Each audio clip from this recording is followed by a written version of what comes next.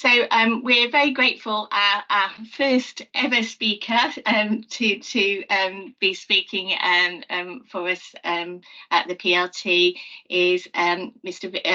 Veera Garimella, who's a consultant colorectal surgeon and at UHNM, and he's going to be talking to us about colorectal cancer detection and FIT pathways.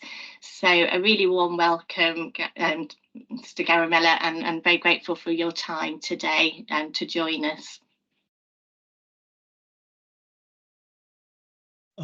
Thank you, Donna, for the nice introduction. I'm sure a good number of, I'm going through the list and I can recognize a good number of the general practitioners.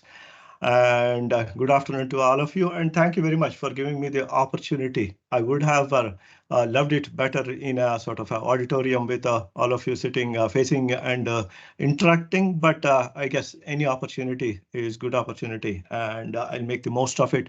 And I'm hopeful for loads of questions because this is a huge topic and it's a new one. So not many people, and me until recently, until I started doing research for this particular presentation, I found out quite a lot of new things that I hadn't known before.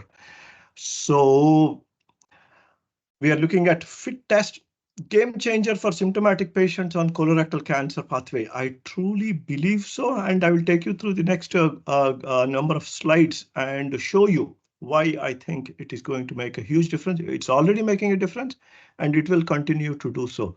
I'm not going to speak for the hour and 15 minutes, so I'll try and wrap it up so we can spend a lot of time answering individual questions as well.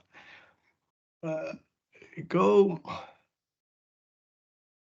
Okay, I am the clinical lead for colorectal surgery as well, so I work with a fantastic team. Briefly about me, yeah, I did medical school in India, then came back, did basic surgical training Manchester, research in Hull, higher surgical training in Yorkshire, and then I went to learn laparoscopic colorectal surgery all the way in America. Came back 2 years later, they said I have to learn robotic surgery, so I've done that also. So I do open laparoscopic robotic surgeries, general and colorectal, and also I am the clinical and the lead for pelvic floor surgery as well. So that's about me. Next, first thing I'll start off with, it's been quite a turbulent time, and I sincerely thank all the primary care colleagues for your patience and for working with us in bringing such a radical change in the pathway, because this is almost like a change from open surgery going into laparoscopic surgery, because for years and years we had a system in place, and then suddenly because of COVID, we had to change, and then from there we had to adapt and make some more changes. So it's been a huge change, and you guys have been very patient with us, and my sincere thanks for that.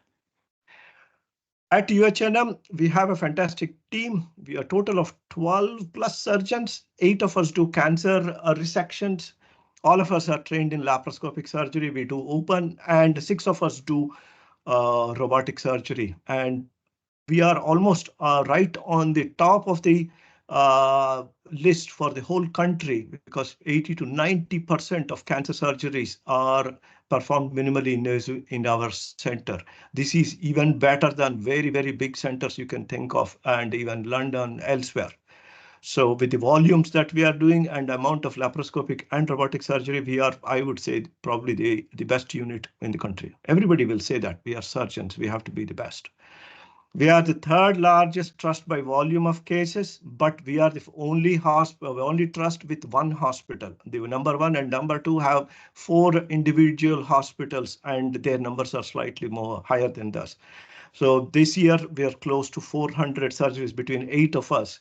So that is 50 a piece. If you go divide it by the 8 of us, this is a huge number when compared to what most of the so-called colorectal surgeons do around the country. Some places they can barely make 15 to 20 colorectal cancer resections in a year.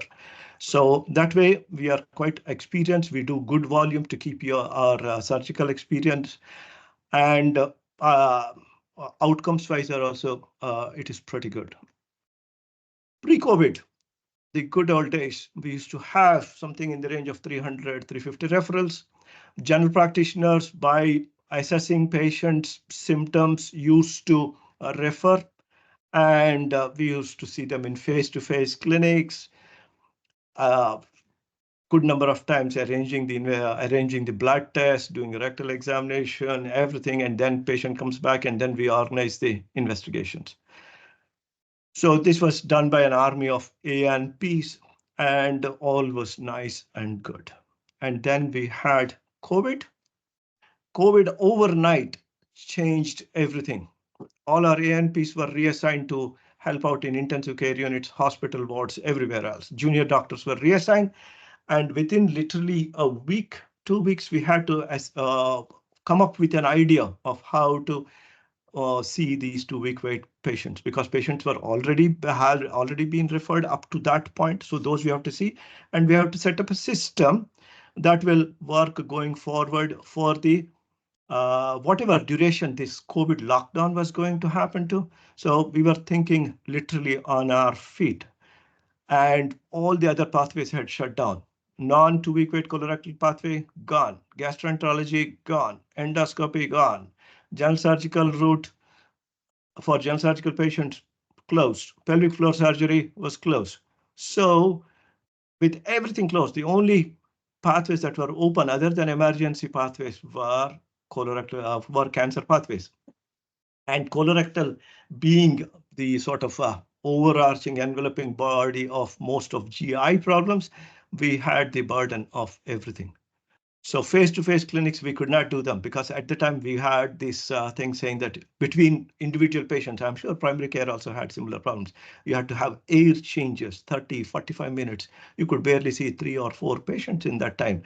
And we had to prioritize patients who already diagnosed with cancers, because cancers did not stop because COVID happened. So we had to prioritize to those and keep ourselves safe as well as our patients. So we had to make radical changes. So we developed a complex pathway during that time. I'm sure a lot of problems happened. We funded. There was questions about why should we general practitioners do rectal exams in their clinic and not in our clinics. We went through all those things, and both sides, we came to agreement, and we set up a pathway, and things started working. And then adversity became, change came, and we had to make the change. Triage to test pathway we had to create, because the consultants who were left had to deliver this service. It was led and delivered by consultant colorectal surgeons. We used to see 20 patients, or triage 20 patients in every clinic. And possibly this was the only elective pathway that was open for us. Advantages: patients were kept safe because we were triaging, seeing, and making sure that they come in once into hospital for an investigation to confirm or rule out cancer, and then we write to them. And most experienced doctors in the food chain were looking at them so they could make decisions quickly. Disadvantages: patients were not being seen in the clinic. Digital rectal examination was not possible in our clinics. Huge increase in 2-week wait referrals because every pathway was shut down, so everything was being sent to us. We still coped. We still went ahead and made sure that we could work to our best capacity. Game changer during that time, the next game changer came in: fit testing on 2-week wait pathway. We were among one of the first people in the country to do a take it in sort of a big way.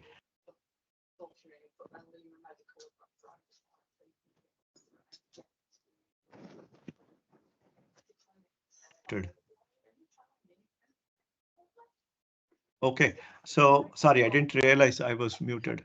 So we, after the initial trials that were done in Nottingham and surrounding areas, we were one of the few brought it into the clinical scenario, clinical picture of the fit testing. At peak, we were getting 850 to even 1,000 referrals per month. And pre-fit, we had to triage all these patients, arrange investigations, with the worry that are we investigating appropriately, are we investigating inappropriately? That was always the worry. Then the fit thresholds were set up, and we started seeing patients triaging patients as per the fit test, and then organizing investigations. What is this FIT test? Fecal immunochemical test. It is a quantitative test. We all remember the FOB, fecal occult blood test, which is a qualitative test, which doesn't give you any numbers, but it just says it is either positive or negative. Whereas this is a quantitative test, which gives you a range from less than 4 to 200, or you can even get less than 2 to over 200, depending on how you calibrate the analyzer. NICE and ACPGBI agreed on less than 10 to be the cutoff mark, and so we are using less than 10. It identifies the globin part of a hemoglobin which is present in minute quantities in feces. The advantage is globin breaks down very quickly. So if you're having an upper GI bleed, your FIT test won't be positive. It will only do it in lower GI bleed. It has been tested for upper GI bleed, and it hasn't identified any upper GI cancer. So it is specific for lower GI. And as we know, small bowel cancers are very unusual for it to be of any use in small bowel malignancies. So identifying this globin in hemoglobin, and it is specific to human globin. It won't pick up the globin from the food that you eat, meat products, because that is already broken down by the time it gets into the colon, and it is not affected by it. I wrote it does not affect, it is not affected by medications, but it does. If patients are taking aspirin, clopidogrel, and if there is a significant effect of that in the lower bowel, as we can have, that can cause changes in FIT test, which we, interpretation and numbers on the FIT test that normally don't happen. Fortunately for us, because of the pandemic, and I don't know if it is more patients more accepting of this, the acceptance is over 80% for this particular test. Normally for FOB test for years immemorial, it was only 50% acceptance. So people used to return only 50% of the kids. But for this one, it is 80%. And I'm hoping that it will go higher, so it will actually make even more impact. Going back to good old days, what did we do in the good old days? Cancer detection rate in patients referred on the 2-week wait colorectal cancer pathway, right from when I was an SHO in way back in 2000. It was said that 5% of cancers are identified on the pathway, and 5% of cancers are identified on patients who the primary care felt that was not significant and sent on the benign or non-cancer pathway. So there was delays in identification of 5% of the patients on the benign pathway. So that huge discrepancy was there. So who was sent on what pathway? There was a lot of subjective element to that as well. And unfortunately, that led to the cancers that are identified on the benign pathway to have waited long and probably even adversely affected the outcomes in those patients. This has been historically for a very, very long time. Cancer detection with extended criteria, abdominal pain, weight loss that were added, age group that was reduced. It only led to increase in number of 2-week wait patients with a reduction in this cancer detection. It fell down proportionately to 3% from 5% because of the extended criteria. I don't think it made any appreciable improvement in the number of cancers that were identified. Stage of cancer identified. This is a big group of patients because if you can do anything for younger patients, normally if you look at most cancer pathways, it is older patients. Most of the pathways are younger people also get, but the proportion is low. But by the time we used to see them, they were inoperable, incurable cancers because you know how it works. Younger people come in rectal bleeding, abdominal pain, change in bowel habit. There is evidence fobbed off for about 2 years on the average for IBD pathway. And the same time period, if they are sent off as IBS or rectal bleed or hemorrhoids, this leads to stage 4 cancers, increased stage 4 cancers in very young people, because the cancer is also quite bad. So that causes very bad outcomes in these patients. So that is what used to happen in good old days. So now coming back to FIT, what are the thresholds? I put this on because we have to be careful. Patients come to me in clinic as well and say, oh, I got the FIT test for bowel cancer screening. I did it and it was negative. The threshold for that is set at 100. So if a symptomatic patient comes and they have had a FIT test on the bowel cancer screening program, they still need a FIT test because the threshold for bowel cancer screening is more than 100. So just to say that you need that. As per ACP/GBI guidelines, as I said, calibrated to less than 10. Risk of colorectal cancer with FIT less than 10, I think is around 0.5%. So out of I will show you the details of the numbers. The risk of missing a cancer is very low with a FIT less than 10. This is again with a lot of caveats. I will explain all those. Ideal FIT would be less than 4 or less than 2. At this level, the missing of colorectal cancer is 0. But I'm sure all of you understand simple statistics with sensitivity and specificity results. As the sensitivity goes up, the specificity starts coming down. So if the test is sensitive to pick up a cancer, the specificity is down. So which means you will have a lot more false positives, which is we are giving a lot more people invasive investigations, which in a proportion could be detrimental. So that is the caveat in patients. So we have to balance out the sensitivity specificity so we get optimal number of people for tests, and at the same time we are keeping the complication from invasive tests to the minimal that is possible. So this is the sensitivity and specificity of FIT at different thresholds. If you take more than 2 micrograms per gram of feces, the sensitivity is fantastic, 96.8%, and specificity goes down to 65. Similarly, if you put it at more than 10, sensitivity goes up to 80, goes down to 88, specificity goes up to 84%. So it is sort of balancing out your sensitivity specificity at 10. FIT of 10 micrograms in rectal bleed. This is a specific case which is quite important. The sensitivity is 96.1%. More importantly, I will show you in another slide. The negative predictive value is very, very low. That is very important because we should not miss cancers. That is a big thing, isn't it? Although we may test more people, but if we don't miss cancers, we are safe and we are keeping the patients safe. But there is no test which will prevent missing of cancers. Okay, so that is the problem. There is no perfect word.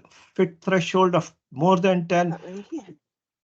No PR bleed sensitivity is only 86%. If there is PR bleeding, it is 96%. If there is no PR bleeding, it is 86 to 88%. This is a subgroup analysis that they did in a big meta-analysis of 15 trials.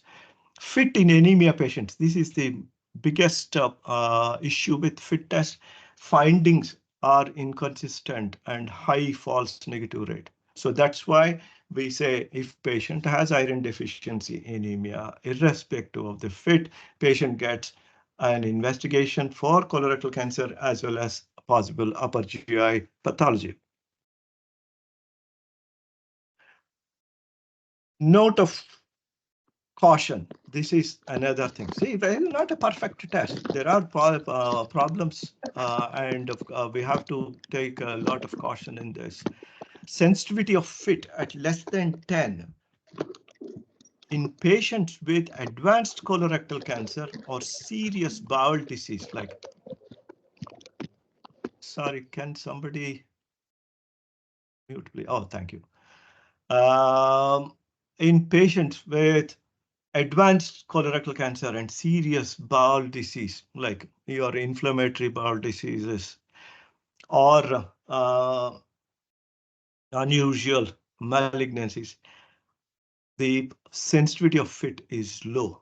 That's why we say if FIT test is low, is less than 10 in a symptomatic patient, still do a CT abdomen pelvis, because this of this caveat. There is a very small proportion of patients who can have advanced colorectal cancer, which is obvious on a CT scan without needing a CTC. And that is what we are going to fit. So that's why we the advice for general practice recently and previously we used to do them is CT abdomen and pelvis in patients who presented with symptoms. You have investigated with a FIT test and blood test, not found to be anemic, and FIT test is less than 10. You have to do a CT abdomen pelvis to avoid missing these advanced colorectal cancer and serious bowel disease where there is a possibility. Trial data. I've looked at individual trials, and there is a meta-analysis from on the British Journal of Surgery very recently, which has given data on all these things. Of all the trials that were looked at, they say they collected data from 15 trials, and it is a huge number of patients. It is not coming from a few hundred patients that everything is being extrapolated. FIT of more than 2 micrograms, there will be 30 to 40% positivity and only 3 to 4% colorectal cancer prevalence. Again, all the studies that looked at more than 10, the prevalence of colorectal cancer is 1.9 to 11.4%.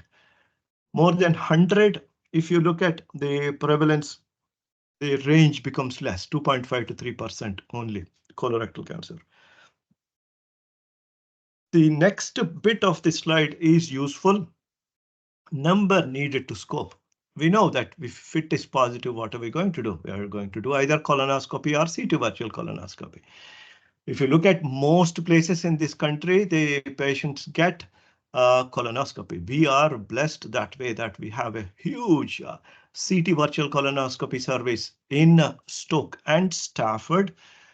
That is, I think the volume of patients that are seen are probably highest in the country.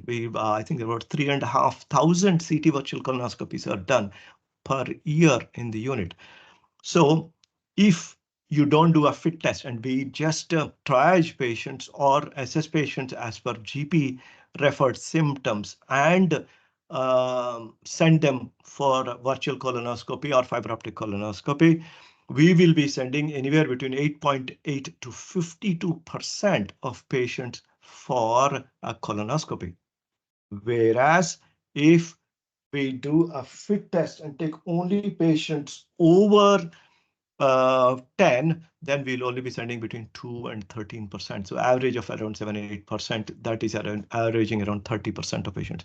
So the difference in, because these are all resources, NHS resources, and these are specialized investigations. You need people, equipment, time, expense to do all these investigations.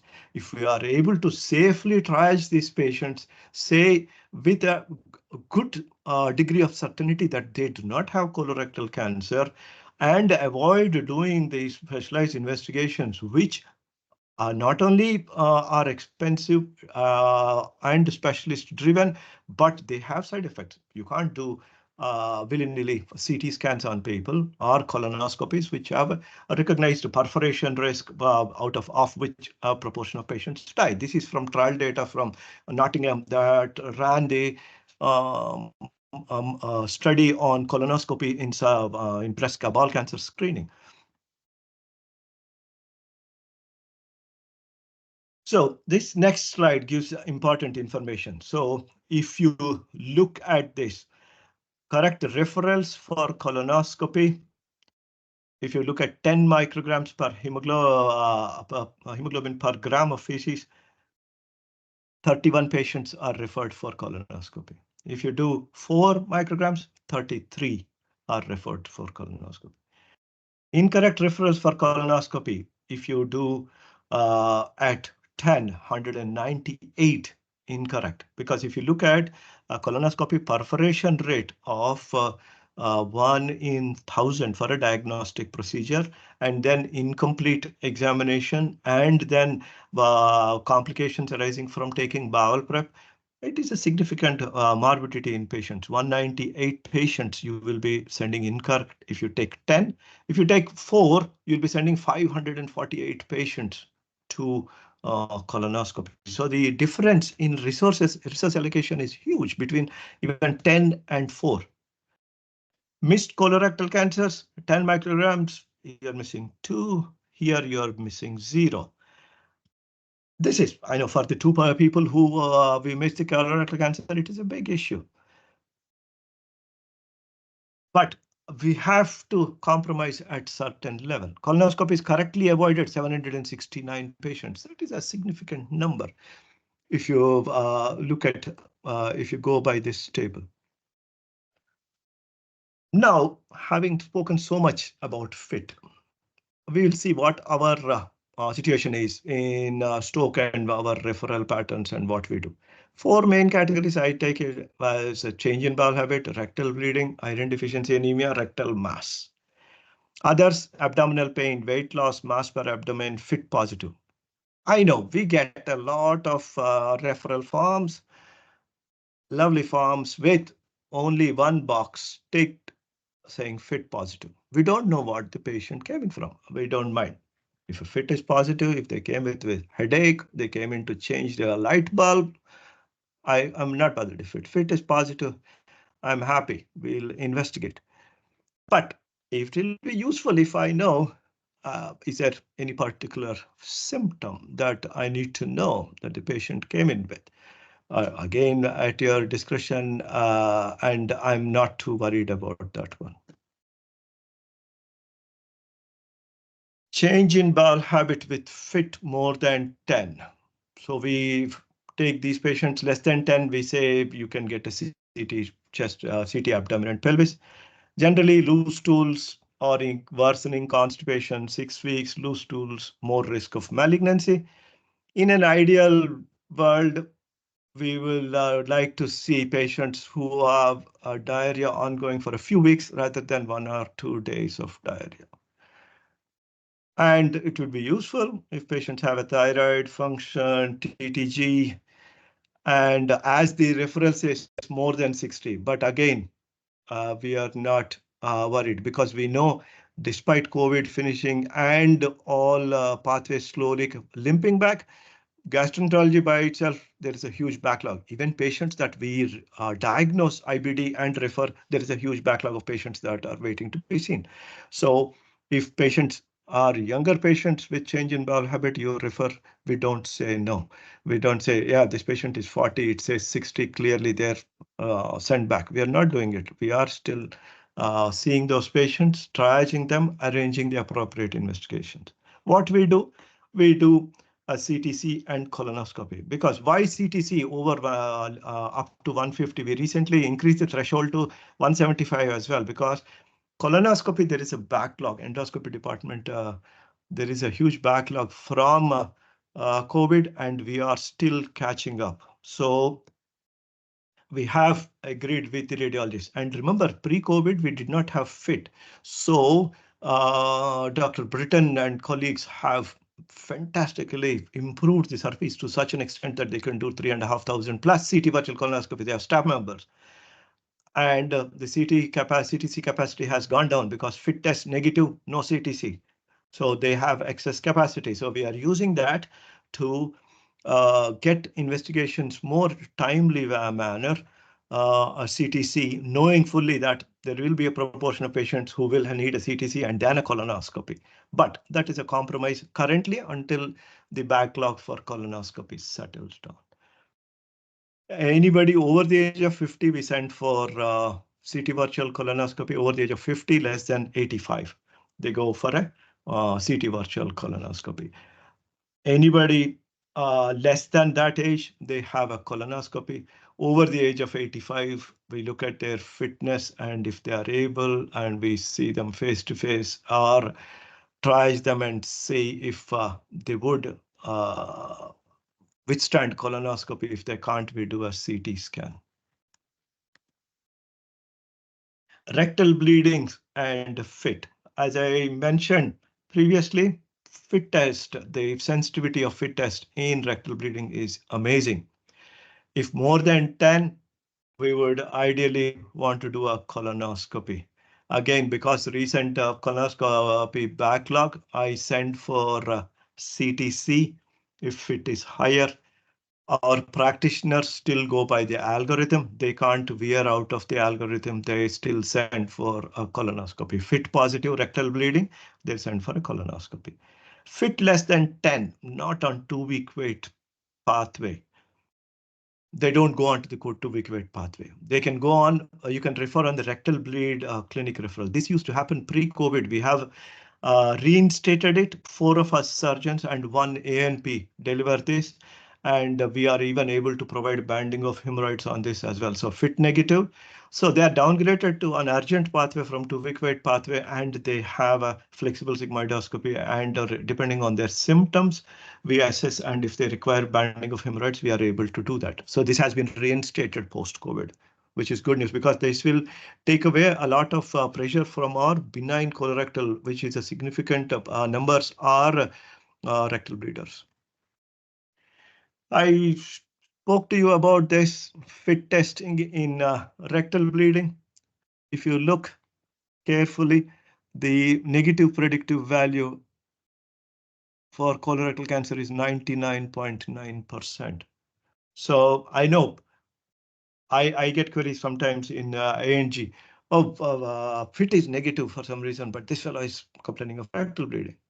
I am reassured that if the fit is negative, I can just do a flexible sigmoidoscopy and reduce the risk of, because the risk of colorectal cancer in a fit negative rectal bleeding patient is 0.1%, and we can reduce that even further by doing a flexible sigmoidoscopy, which we provide on the rectal bleed clinic. Rectal anal masses, ideally everybody has to be seen in clinic, examined, and if there is definitely a mass, then investigations are organized. Again, face-to-face clinics is a problem, and we are getting our fellows, some practitioners, to change to face-to-face clinics so we can provide this capacity. But some on our, what should I say, responsibility, we are changing them to a flexible sigmoidoscopy, and we get criticized for that because endoscopy backlog is there and you are sending more patients to FlexiSig. So it is a bit of a rock and a hard place for us also. If it is less than 10, as I said, rectal bleed clinic. This is the big, what should I say, difficult area, iron deficiency anemia, because there's a lot of angst, both from primary care, secondary care, my fellows, my practitioners, me, and I think we finally got our head around all these things. Sometimes I get ridiculous, sort of whatever, some messages from general practitioners saying, "You are saying this patient is anemic, his hemoglobin is fine." Yes, I know. And it's not a perfect world. Anemia can initially present as a low ferritin and ferritin below 30 with normal hemoglobin. If it is ferritin is low, then we are okay, less than 30. So iron deficiency, I will do either a CTC gastroscopy or colonoscopy gastroscopy, depending on the age and fitness of the patient. Isolated low serum iron, we are still not taking as a IDA. So it has to be ferritin. And if a ferritin is raised, CRP, we need to know, because ferritin, like CRP, is an acute phase reactant. It goes up. If CRP is high and the ferritin is high, then we look at transferrin saturation that has to be less than 20%. And in patients with kidney function, their hypochromic red cell percentages, and this, we rarely use that, but it is also there on the algorithm. I've had a few GP referrals, both from North and South, in non-cancer colorectal clinics, where they say, this patient has iron deficiency anemia, but fit is negative, so I'm sending on a routine referral. No, please don't do. Even if there is IDA, as per the definition on the trial about TTT form, send to 2-week wait referral. the fit test does not matter. As I said earlier, the trial and meta-analysis data subgroup analysis show that it is quite variable with iron deficiency anemia. This is one we are not able to actually understand completely with the fit test. So we are doing the test on all patients who are IDA, irrespective of fit positive or negative. That is one take home point for you guys. Abdominal pain, weight loss, fit positive CTC. We organize, if fit is negative, GP to organize a CT AP. If current or ex-smokers, CT tap. What conditions are diagnosed in the 2-week wait colorectal cancer pathway? All these things. We diagnose more urological malignancies than the urologist 2-week wait pathway. HPV malignancies. These are all incidentalomas because we are doing CTs and CT virtual colonoscopies. These are being identified. Are they lifesaver? Well, sometimes it is pretty bad news because these are inoperable malignancies we have found incidentally. Sometimes they are able to do something and we're possibly saving lives. We are identifying breast lumps, lung nodules, esophagogastric malignancies, large hiatus hernias that patients didn't know of that may need correction. So a lot of things are coming out of this pathway. So we are literally like the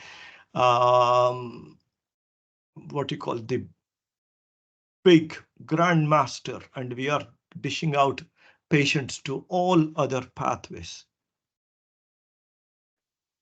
What age patients on 2-week wait pathway? I will not criticize anybody. If you look at the form, it will give specific ages. I have seen everybody below 18. Technically, we can't take, so they don't come to us. Over 18, and we've recently had 108 years old patient, so that brought a chuckle to the surgeon who was doing the TTT clinic. So enough if that made the person smile.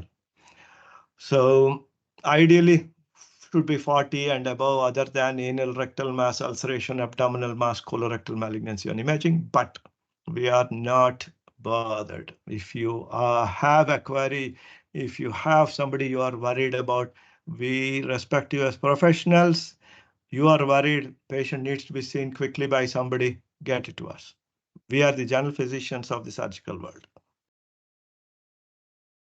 Utility of fit in younger patients. I cannot emphasize this any more than this. Younger patients used to be fobbed off, IBS, hemorrhoidal bleed present with stage 4 cancer. The numbers are low, I admit, I agree. But now we have a simple test that is non-invasive and will save some lives in that group. It is cheaper than having a colonoscopy. It can be repeated. And you can get some annoying youngsters who keep coming in with the FET test out of your hair for a few days, and then they come back a bit later and then they have fit again. But the thing is, we are starting to see patients in less than 50, less than 40s who are coming in with curable cancers that we are operating on. I'm really happy about that because if one age group, we can make a huge difference with this. It is younger population and that makes it worthwhile. So please do it.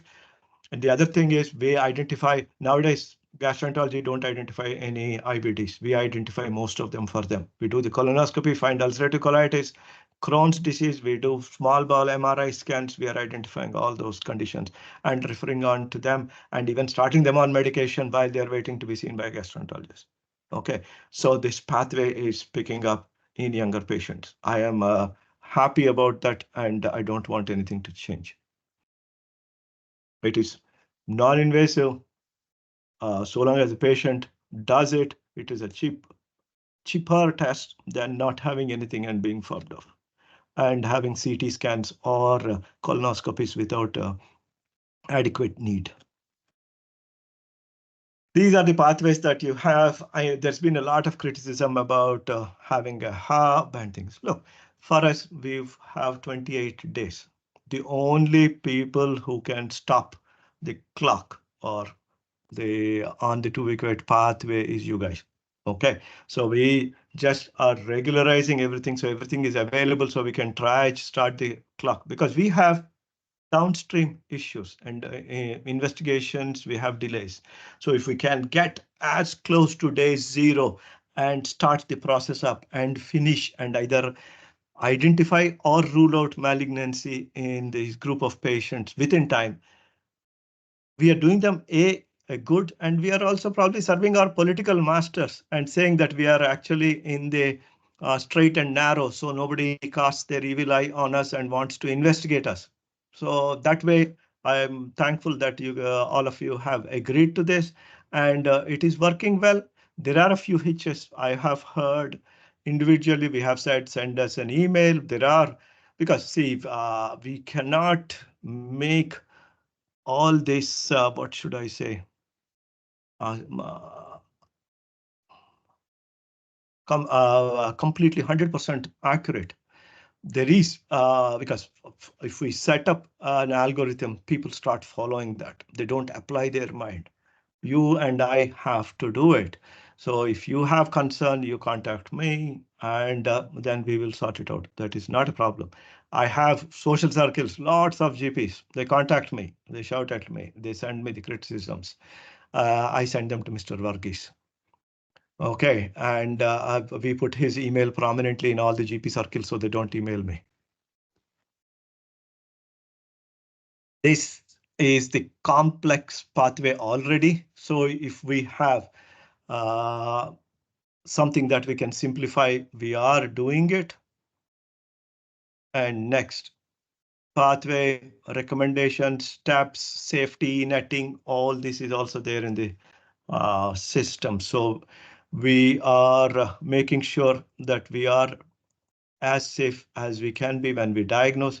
But please remember, no system is perfect. But if you look at the just before COVID system, where, as I mentioned, 5% patients in 2-week wait pathway, 5% pickup rate in non-2-week wait pathway who are waiting for prolonged periods. When compared to that, this is a fantastic system.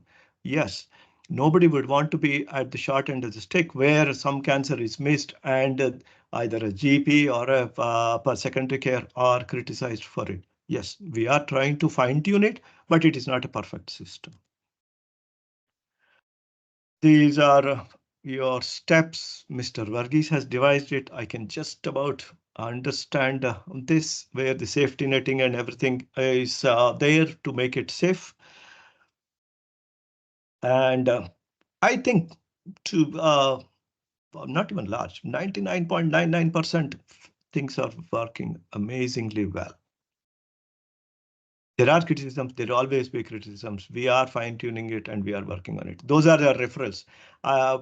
Historically and also evidence wise, 20% referrals come down once this fit pathway is taken into consideration. I think we are about there, 15-20% it has come down. We are around the 600 mark for a monthly referral. But when you compare to an all-time high of 900,000, we've come down. But that is to do with other pathways opening up as well. And FIT has contributed significantly. Why do all patients need all these blood tests? This is the commonest question I am asked. Look, we are trying to keep things simple. If a good number of patients we have seen, you do the bloods, you put on the pathway, we check the bloods, and we find that the ferritin is low. So, and the box that's been ticked is rectal bleed. So I'll upgrade it to the IDA pathway and say patient needs OGD, OGD and colonoscopy. It has happened. And if we have a different setup for each thing, we will make it complex for the people who are managing the pathway and for secondary care and for primary care. Or if you find something in the first set of blood tests, then you have to do a second set and third set. Once you do this set of bloods, we don't need bloods again and the fit test, and then the patient is passed on the pathway. So we are trying to keep it simple. For us, it is the KISS principle. Keep it simple, surgeon or stupid, as you would know. So, and trying to keep the pathway as less cluttered as possible, and making it easy for both sides, and also people who are managing both sides. I know initially people, GPs who met me used to say this Mr. Philip Varghese is the most fantastic patient and guy who will listen to everybody. Then that has completely changed. And if I find out the true Mr. Philip Varghese. But he's done an amazing job. As an individual, he's done a lot of hard work that I had to do. So, which is, again, I'm happy about that. Hundreds of meetings, taking brunt of any criticism, and all of this is done on the NHS salary. He didn't get paid one penny extra when compared to me. I didn't have to do any of this. He's done it out of his interest and as a cancer lead, wanting to make a change and make sure that we are providing the best service. Thank you once again. I have done a long presentation. There you go. As promised, Mr. Varghese's email ID, that's right on top. Second is Sudipta Rai. He's the other guy to be blamed. A bottom why it doesn't highlight, I'm sure I've got the name wrong somewhere. That's why it is not coming up in blue. So try me. Thank you. Thank you so much, Mr. Garimella. That was it's really enlightening, and for me, again, the history on the sort of reasons for all the changes and also the scale of what's happening in UHNM was, was really sort of eye-opening for me on the numbers that you're having to deal with and cope with. And also it was really helped clarify for me that reassuringly the negative predictive value. That's really reassuring, and also all the safety nets that you've got in place in the pathway. And for me, I could never get my head around why it was just specific to lower GI bleed. So again, that really sort of helped make that sense for me. I think we've got quite a few questions in the chat, and we've got plenty of time. So thank you for keeping for time. I don't know whether Louise, you want to put your camera on, Louise, and take us through some of the questions in the chat. Are you happy to do that for us? Yeah. Okay, so we've had a few questions posed in the chat, so I'll proceed and ask those now. So Mark has asked, we are seeing an increase in younger patients diagnosed with bowel cancer. The incidence is increasing. Should we be reconsidering the age cut-offs on the 2-week wait criteria? As I said, we already are doing it. We are not criticizing anybody for going below the age, and that's why there are quite a lot of amazing GPs who are sticking to those numbers. Please don't. If you are concerned about a patient, please do the fit test and send on the pathway. For fit test, there is no age criteria. It can be done on anybody. So please do it. Please send.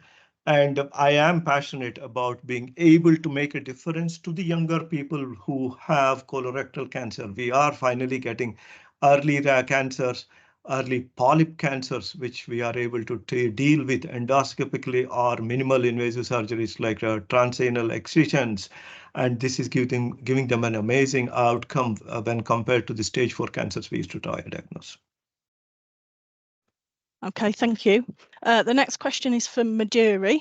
How do we refer to rectal bleeding clinic if FIT is negative? We are advised this needs to be an advice and guidance, and the response is usually to refer to 2-week wait pathway. If FIT is negative, rectal bleed clinic, if you send ANG, they will say rectal bleed, because already we have had to change the 2-week wait triage clinics. We are filling part of them with rectal bleed patients who are FIT negative. You can send them to the pathway. It will come through there. Again, as I said, these are, is it 6 months or a year? It is maturing. There might be some odd responses which don't fit in with what I am saying. Just bear with us, please. It is a work in progress, and after 3 years, and the muscle memory is gone. So it is coming back, and people will pick it up and put it on the rectal break clinic. Please be persistent. Thank you. The next question is from Anand. Is there a specific reason why fit testing kits can't be provided to GP practices? Come on, Anand, you know that better. We have been begging. Primary care refused. That's why we are sending it from our central hub. We even had at one stage tried to do a pilot also, but we did have, I will be fair, a bit of interest from a few GPs, but I can't remember what happened to that. We wanted to trial a few proactive GPs and give them the fit kits, and you hand it to your patients, and then if they're positive, then you refer down. Yes, that is our eventual evil plan.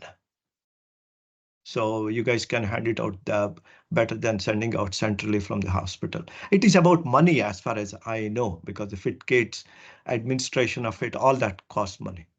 I think that's the reason why it was there was no uptake in primary care. But this was, we were coming out of COVID. Again, I'm going by my memory. Thank you. The next question is from Artie. Does iron deficiency without anemia and negative fit qualify for the 2-week wait? Yes.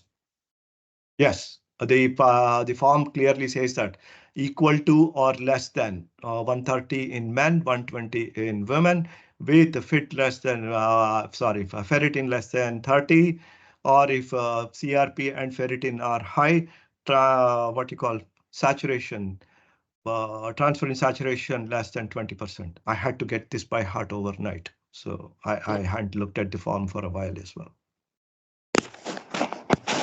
Thank you. We've got one more question from the chat at the moment. Why fit test is needed when clinically there is a big abdominal mass and confirmed on CT scan? Yes, as I said, we have there are niggles in the system. If you give somebody a cheat sheet to go by and tick box exercise, they will do that. There have been, and we are trying to put things in place, and we have until, because this is all a matter of education. You are doctor, I am doctor, we both understand that, but the interface is non-doctors. So we have to train that group up as well. And to be fair to them, what we take for granted is quite a, what should I say? Because this is daily work. If you go and ask some what you call a car mechanic about something, he'll tell you in his technical language, but not necessarily that we will understand that. So I am sure it is a matter of sort of a continued training. There have been individual cases which have been brought to our notice, and we have taken those up. And if something is found on CT scan, now generally the radiology department put it on our MDT. Again, having said that, radiology is now being reported by external agencies also, so then it won't come in. If our GI radiology or our regular radiologists do that, they say, look, colorectal MDT discussion is advised, and it comes onto the colorectal MDT. But we don't have a 100% system. We are still improving it, and it is miles better than what we started. Thank you. We've got a raised hand from Nick. Nick, do you want to turn your camera on perhaps and ask your question to Mr. Garimella?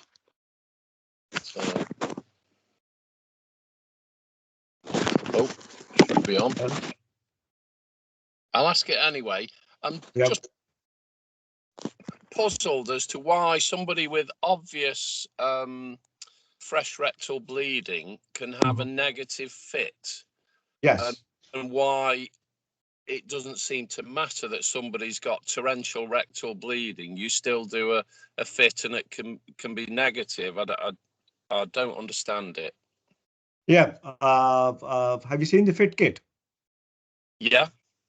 Yeah, the instructions say specifically that they have to get in it from the stool rather than from the blood. But we do get patients who do it from the blood that is coated onto the thing, and it comes back as more than 200, and the colonoscopy or CT. Colonoscopy doesn't show anything. Okay. Yeah. Okay. Yeah. We've just had another question on the chat from Maduri.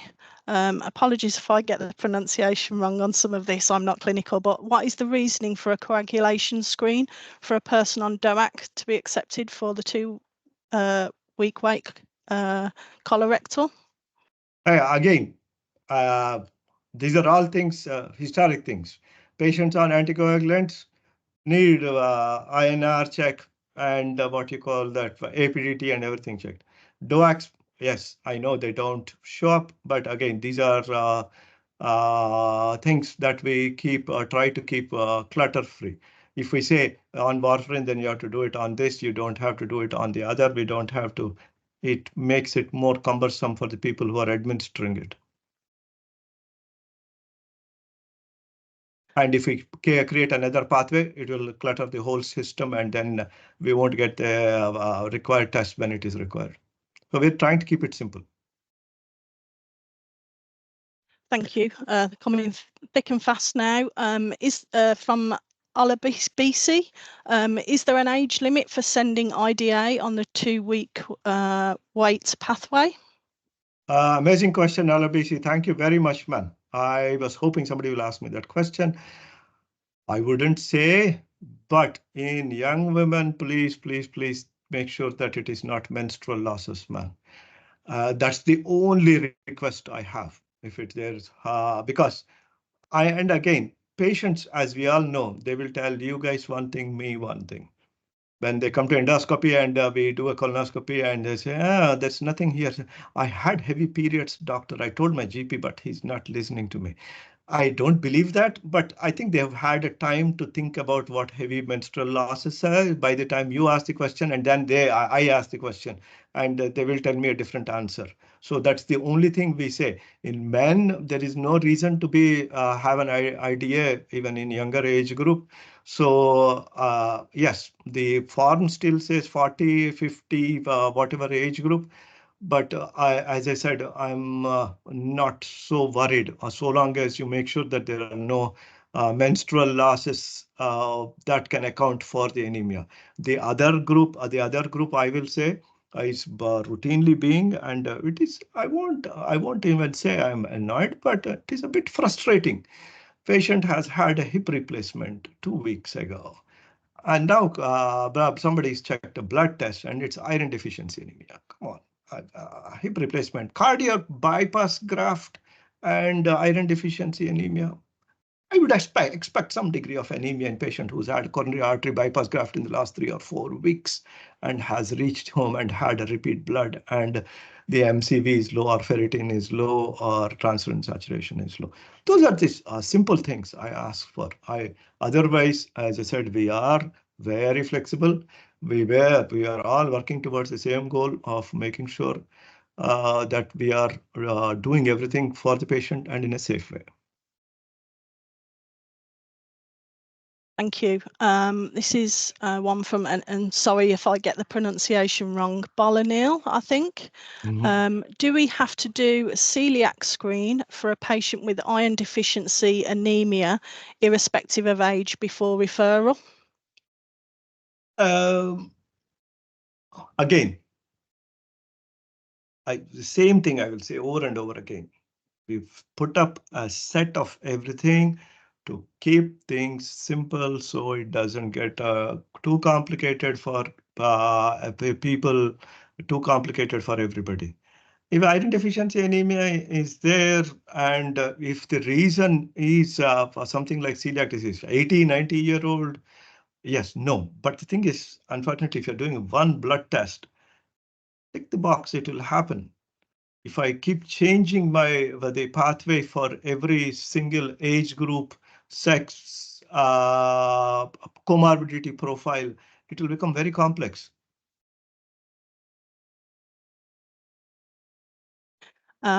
Next question is from Artie again. Fit negative patients with persistent change in bowel habit, i.e. loose stools, where can these patients be referred to?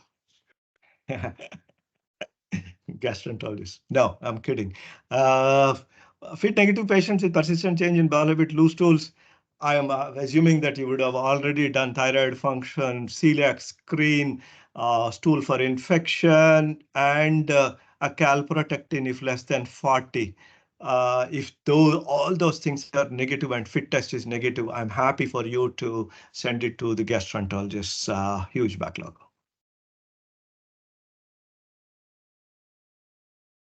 Sorry, the next one is from Ban. What about iron deficiency but no anemia? Again, we do refer on the 2-week Yes, wait please. if fit negative. Yes, please. Iron deficiency is one exception. As I said, I have seen a few referrals come in from very nice GPs writing to me saying this is not fit positive, so I'm sending on a routine positive. Please don't send it on a 2-week wait. Iron deficiency, as I explained earlier on the thingy, the fit is not so fantastic, so it is safe to investigate. Up north, the DRE is not necessary. Here it is necessary because somebody DRE is not to look for rectal tumors. We are looking at anal canal. I know there is evidence. British Journal of Surgery famously presented a paper saying that DRE done by general practitioners is missing a lot of cancers. Even now it is missing a lot of cancers. But DRE is looking at anal canal to see if there is anything obvious. Because if you look at the pathway, there will be patients who, other than yourselves, will not have seen a clinical doctor and gone out of the pathway. Okay, so irrespective of all the tests, because our CT scan system are amazing, because a lot of CT scans I have worked around the country, they refuse to give any specific information about lower rectum and anal canal. I worked in those places. Even now they exist. But here our radiology service and radiologists are amazing. They can identify the anal tumor, low rectal tumors that have been missed on digital rectal examination, and we do not find fault with anybody. Because we know that the radiology service will pick up pretty much everything, but anal canal still is a problem. And that is the reason why we are asking for it. And it has always been on the 2-week wait pathway, because we had criticism during early periods of COVID saying that why is it become made compulsory? It was always compulsory, but the leeway was there because we were doing face-to-face clinics and our practitioners were examining. And second, we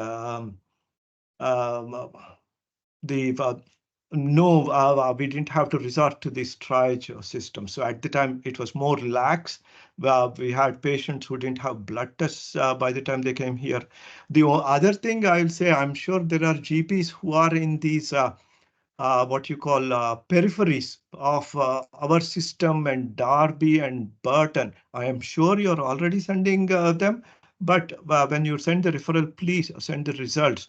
We do not have access to Derby, Burton, Wolverhampton, Cannock. So just send all the appropriate blood results as well. I had one recently in a triage clinic, and I know the GP very well socially. So I have a quick phone call and I got the results. So please send those results. Sometimes it is laziness on our administration part where they don't upload all the paperwork that you have sent. I have identified that as well. Ola BC is asked, on the referral forms, the boxes to tick are not available for IDA at any age. IDA on the 2-week referral form is age specific. Will this be changed? On the boxes are to ticks are not available for IDA at any age. IDA on the 2-week.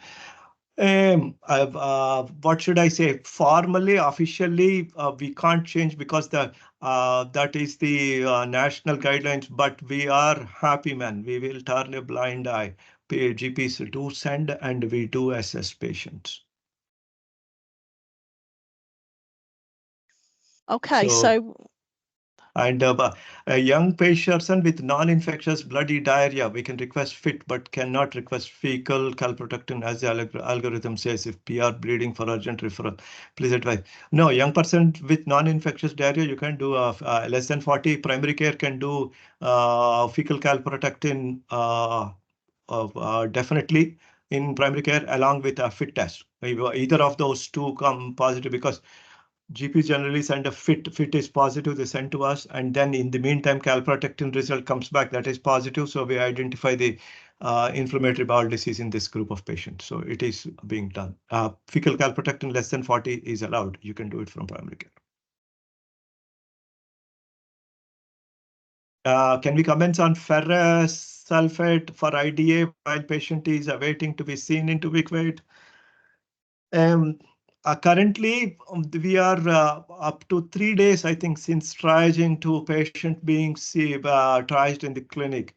So I wouldn't advise, because if we are going for a colonoscopy, no, I'll say give it. It makes it easier, man. If I'd say no and then somebody is delayed, then it is more of a nuisance. No, do it. If we need to do a colonoscopy, we'll stop it for the week or 10 days that we need to, or put them on iron. Okay, so I think we've just got a few more minutes before we're due to have our scheduled break. So unless there's any more questions, I'll hand back over to Donna. No, thank you, Mr. Garimella. That was, thank you for answering all those questions. I don't think we need to send you any homework, because you've answered them all fully in the chat, and you left time for that. So thanks very much. That was really useful talk. I'm sure everyone will agree, and we're really grateful for you giving up your time this afternoon away from what we know from what you said is very busy department. So thank you for coming away to update us all on this topic. It was really helpful. Thank you very much. And if there is any other particular topics for PLTs and things that you require us to be here, we are more than happy to present. So please let us know. Okay. Thank you. Thanks very much. Thank you, everyone. Thank you. All right. Thank you. Thank you. Bye-bye. And everyone, so we've got a good 15 minutes now. If everyone wants to have a stretch and a comfort break, and then we'll welcome you all back for a prompt start at 3 o'clock, if that's okay. So yeah, we'll just so everyone's welcome to sort of stay on the call, and we'll see each other back in 15 minutes. Okay, thanks very much. Okay, so it's just turned 3 o'clock, so I think we'll resume the PLT. I hope everyone's managed to have a stretch and step away from their screens. I hope everyone wasn't just doing .man and results in the last 15 minutes. Just a quick reminder, you're welcome to put your camera on if you want, but please keep yourselves on mute. To say there's 93 people in the meeting, so any background noise might sort of interrupt things for other people. So a reminder to keep yourselves on mute if you can.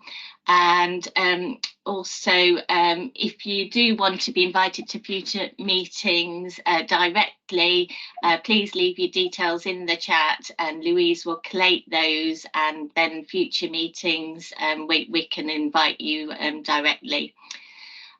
So without further ado, I'd really like to extend a really warm welcome to Mr. Richard Laing.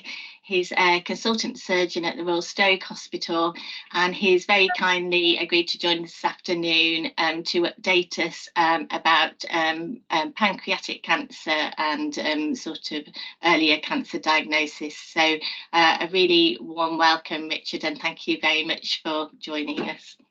Thank you very much. Thank you, Donna. So welcome everybody, and I hope you've had a good morning. I know that the colorectal surgeon has just been presenting, so I hope you're all awake after that presentation.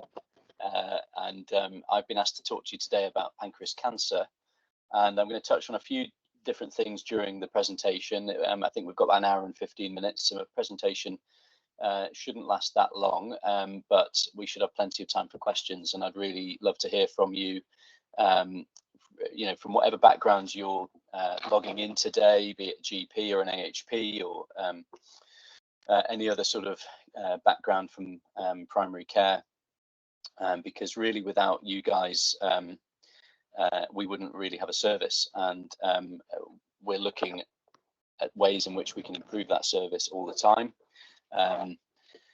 We feel that we give a reasonably good service, or as good a service as we can do, for patients in Shropshire, Staffordshire and the surrounding areas, and we're proud of what we're able to do for our patients from a pancreas cancer perspective. But if we were sitting here saying we were perfect, then you know, I think we'd be lying to ourselves, and I think there are always ways in which we can improve things for our patients and for our colleagues like yourself who are referring into our hospital. So if you jot anything down, please ask me at the end or put it in the chat, and we'll go through the questions at the end of the presentation. So if I just go back, so a little bit about me quickly. I wouldn't be a surgeon if I didn't talk about myself. So just to give you a bit of my background, I'm a hepatobiliary and pancreas surgeon here at Royal Stoke Hospital. I've got a long history with Stoke on Trent. I was actually a Manchester University graduate, and then while I was at Manchester, I actually did my a few years of study here at Keele University before Keele was actually a medical school. So I worked at what was North Staffs Hospital for 3 years as a medical student, and then loved it so much that I decided to apply for my foundation training. So I was here about 17 years ago now, as a junior doctor, rotated through the region, spent quite a bit of time in Birmingham, but generally just all around the West Midlands. And I came back to Stoke as a senior registrar, and really loved my time here. And then a job became available, and I applied, and I was fortunate enough to be appointed. So that was 2 years ago, coming up for 2 years in July. There's been you know, lots of things to sink my teeth into and to services to try and develop. And as I say, I think we're doing a good job, but there's always room to improve.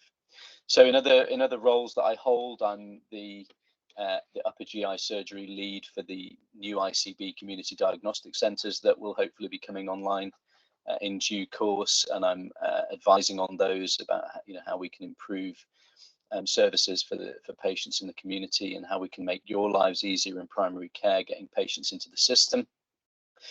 I'm also the West Midlands Cancer Alliance's lead for upper GI surgery for the faster diagnosis standard, which is the new target, which has replaced the 2-week wait, and we'll touch on that shortly. And I've been in that post for about 5 months now.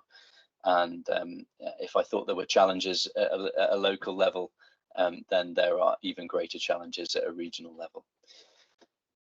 So why am I here and what am I talking about? Well, these are the organs that I operate on, namely the pancreas, the bile duct, gallbladder, and liver. In Shropshire and Staffordshire, our liver surgery patients are patients with things like high cholangiocarcinoma, colorectal liver mets, and HCCs. They generally go to Birmingham for their surgery, certainly at the current moment in time.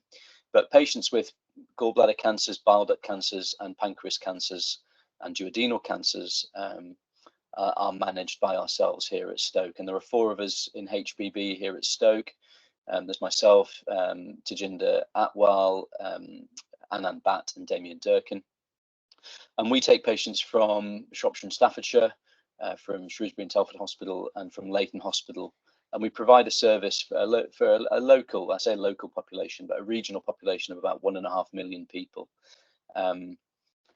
So in a bit more detail, when we look at certainly the pancreas, there are a number of other structures around the pancreas gland that we have to be aware of, and that make operating on this area so challenging at times, and very humbling. The procedure can be a very humbling experience, and you can go from a very calm situation to a very not so calm situation in a very short period of time. And so, you know, we'll talk a little bit about the pathologies that we operate on and the types of operations, and I've got some videos which will hopefully play. But you know, the pancreas hasn't got a great reputation, both in terms of benign pathology and in terms of malignant pathology. And it's a very temperamental organ. It doesn't like being messed around with. That's why they say, you know, God put the pancreas at the back of your belly hidden away, because they didn't want anyone to interfere with it. And certainly we do get stung occasionally with quite severe complications in patients who undergo pancreatic surgery. So you can see on this diagram here, we've got, you know, the pancreas here, the duodenum curling round, we've got the bile duct running through it, we've got the portal vein, which runs right directly behind the neck of the pancreas, we've got the aorta and the superior mesenteric artery as well. And so there's lots of things to consider when we're working patients up for pancreatic surgery. And this is the mainstay of the pathology that we operate on, pancreas cancer. And pancreas cancer, traditionally, if you, the one you read about in the press, which has such a bad name, is pancreatic ductal adenocarcinoma. And there are a number of other tumours as well. But as you can see from this pie chart, in terms of solid tumours, the mainstay and the most significant etiology, if you like, for pancreas cancer is pancreatic ductal adenocarcinoma. And so a lot of the data that you read is based upon outcomes and major, you know, multi-center series on that particular pathology. And of course, we have within the smaller sections of the pie chart, we have you know, small print sort of cancers like a sinus cell carcinoma, solid pseudopapillary neoplasm, MCN, serous adenomas in more cystic lesions. Endocrine neoplasias really is to do with pancreatic neuroendocrine tumors and PNETs, and I may touch on those as well shortly. So two main functions of the pancreas, broadly speaking. One is a hormonal action, you know, maintaining a patient's blood sugar, and the second is an exocrine function, where the pancreatic ductal cells and the sinus cells create digestive juices which empty into the ductal system and then into the duodenum and help patients digest their food. So any problem with the pancreas gland, any abnormality can present initially either as a digestive upset or as a problem with patients who, you know, maintaining their own blood sugar. And that's really important when you're sitting in front of your patients in the GP practice or community centre, and you are, you know, trying to work out whether the symptoms they are presenting with are secondary to a pancreatic cancer.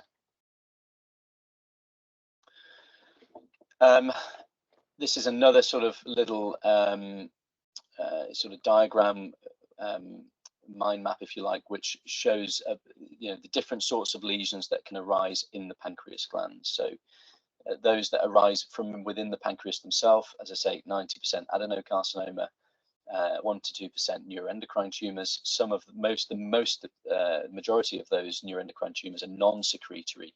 They've arisen from these hormonal cells, but they're not actually secreting hormones.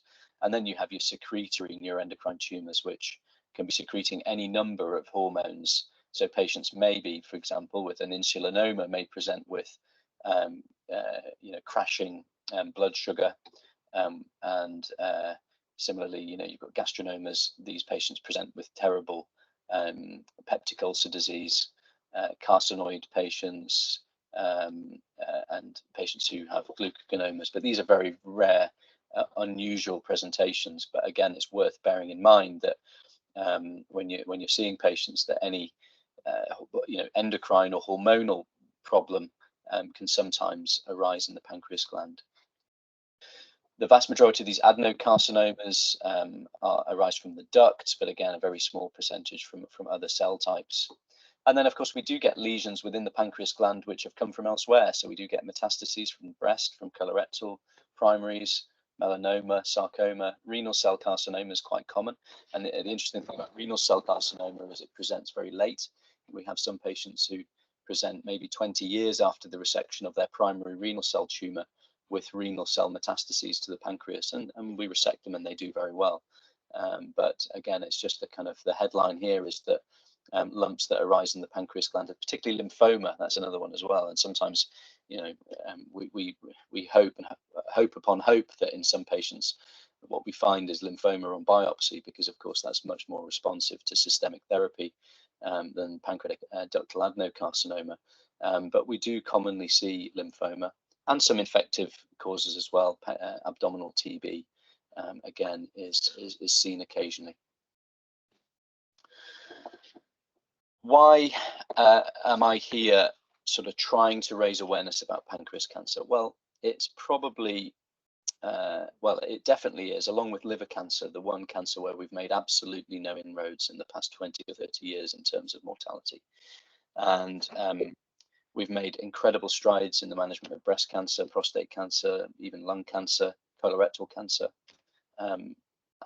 However, we have not really even made a dent in the mortality of pancreas cancer and liver cancers, and partly it's to do with the way that funding has gone in years, previous years, in terms of cancer research.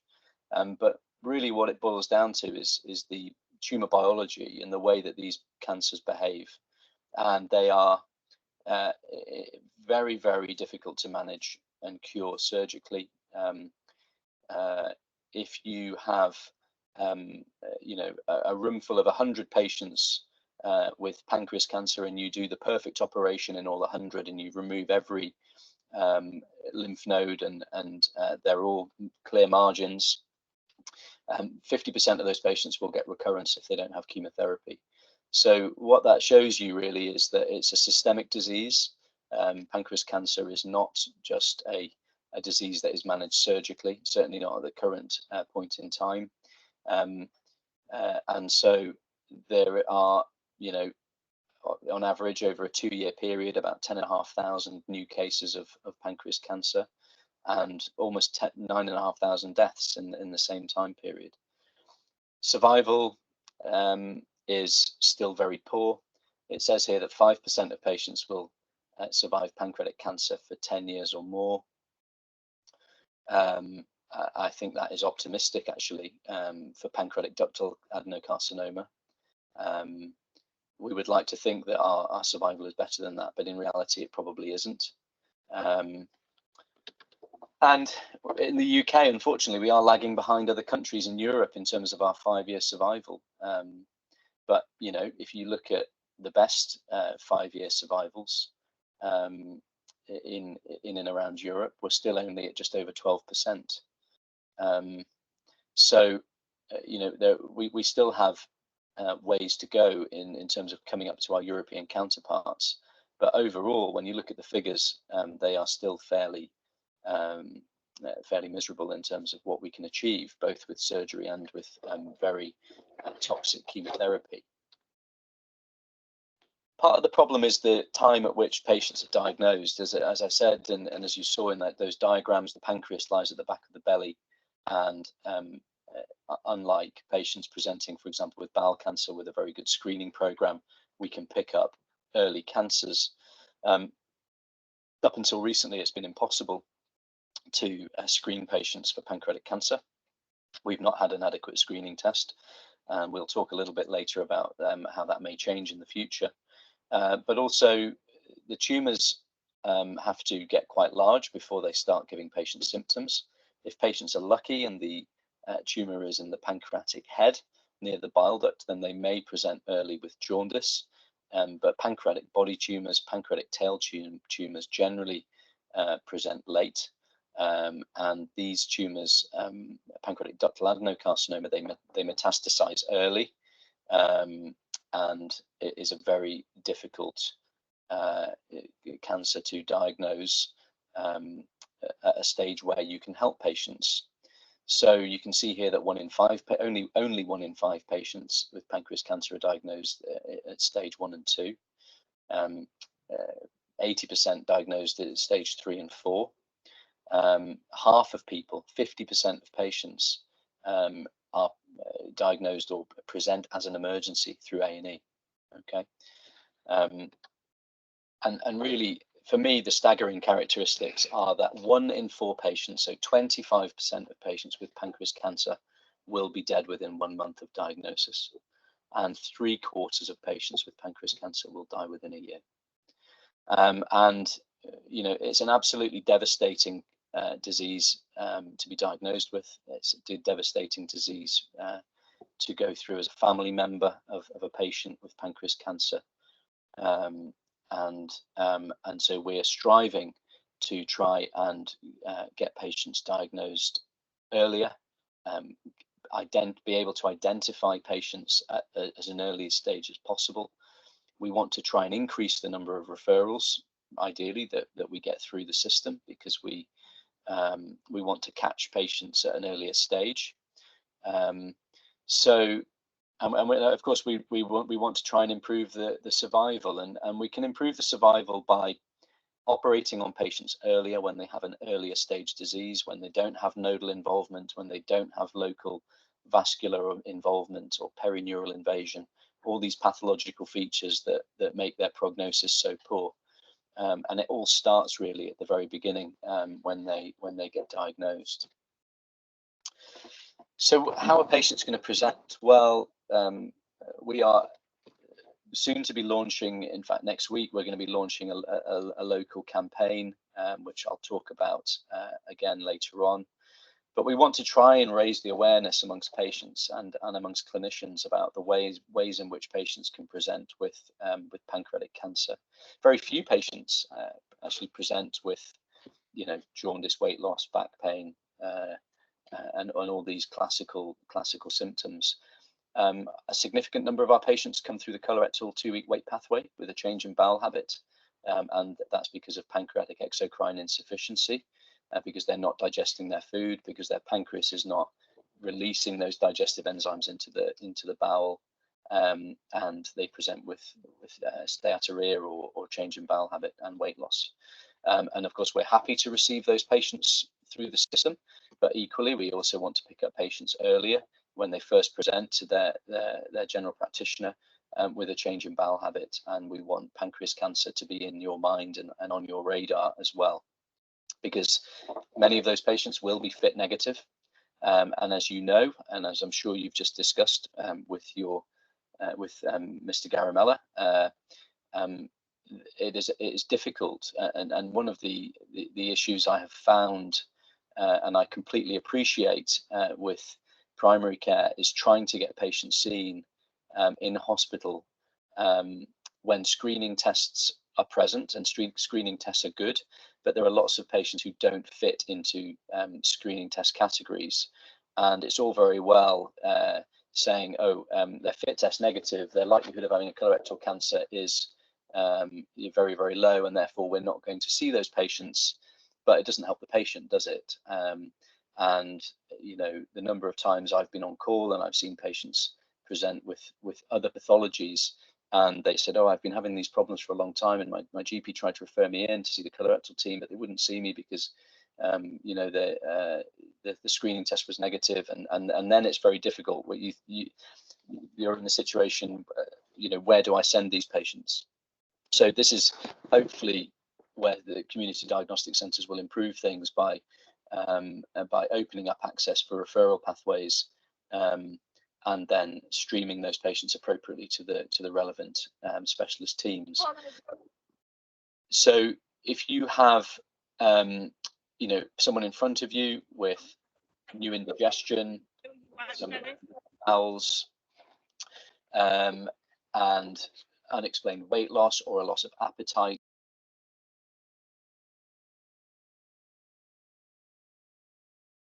You're on mute, Richard. yeah, can you hear me now? Yeah. Perhaps their blood sugar control has deteriorated.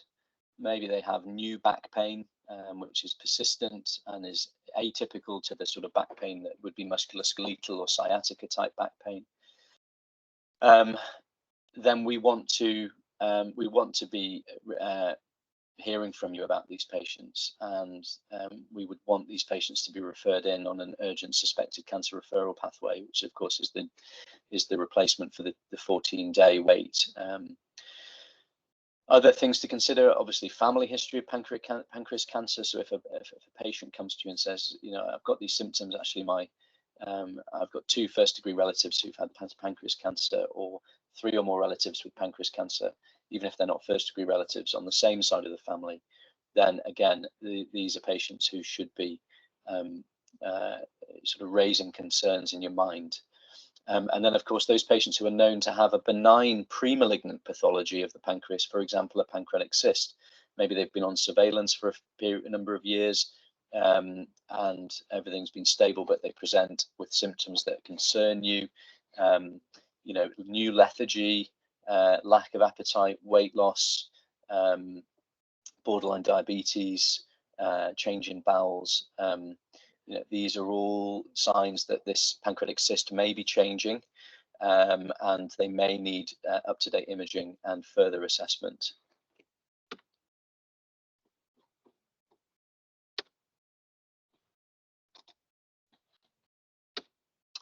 So this was our old 40, well, I think it's still in place, but this was the 14-day wait, so 2-week wait, which basically meant that we had to see a patient or send them straight to test within 2 weeks of referral. And 2 weeks is a long time for pancreas cancer. If we decide we're going to operate on a patient, then we have to have up-to-date imaging within 6 weeks of the operation. So 2 weeks is a long time.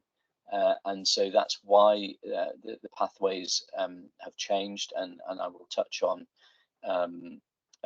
you know, the way in which that has changed in the faster diagnosis standard.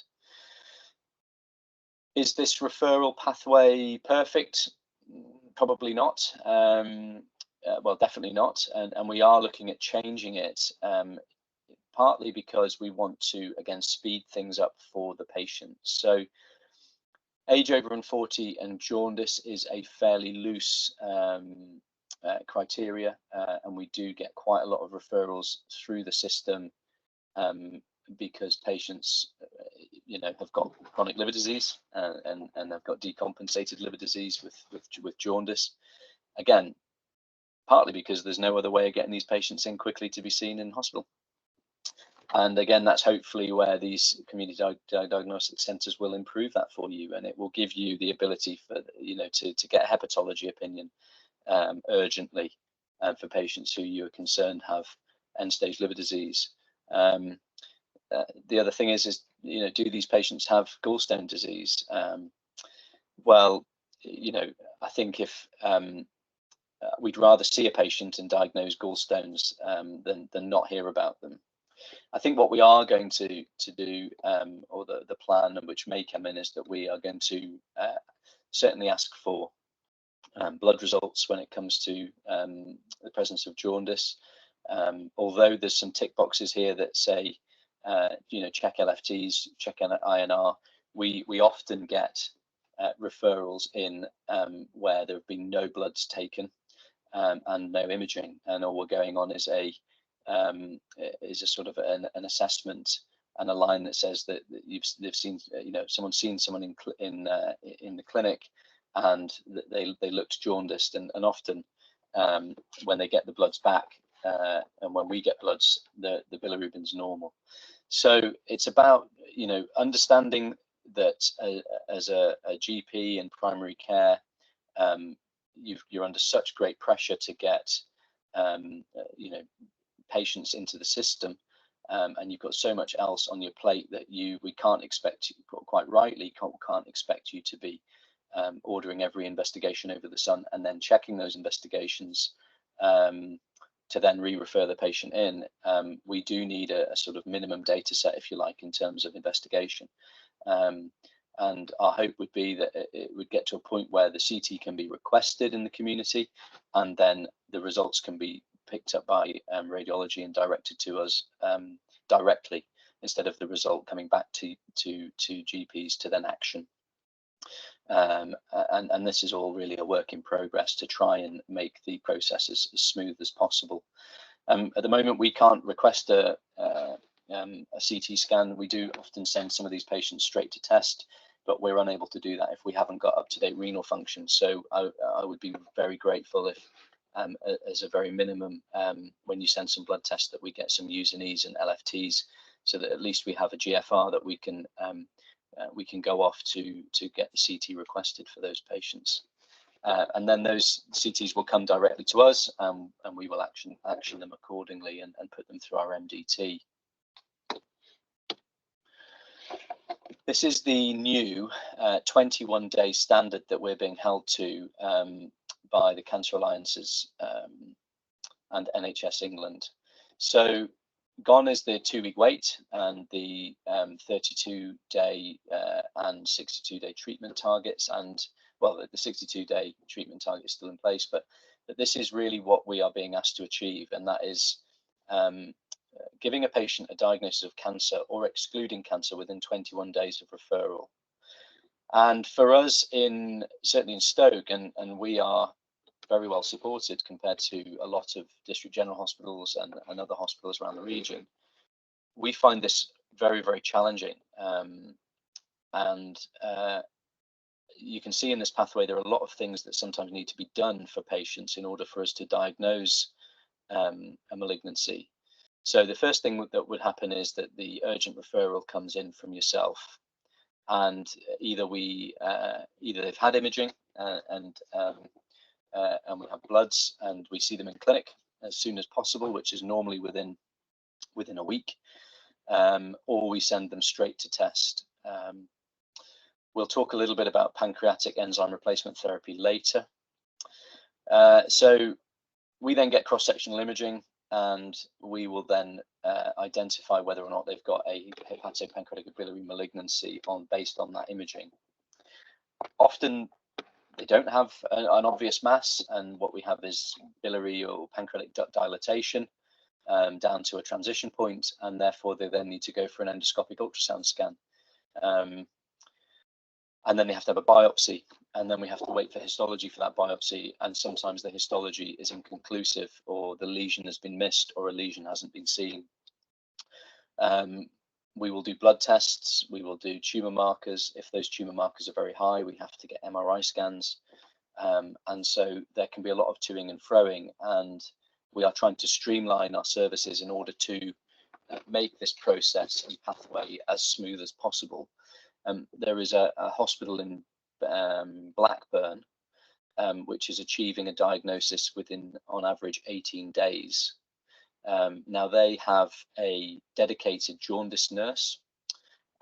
She sort of hunts around the hospital for yellow patients, and she doesn't stop until she's able to diagnose or exclude a malignancy.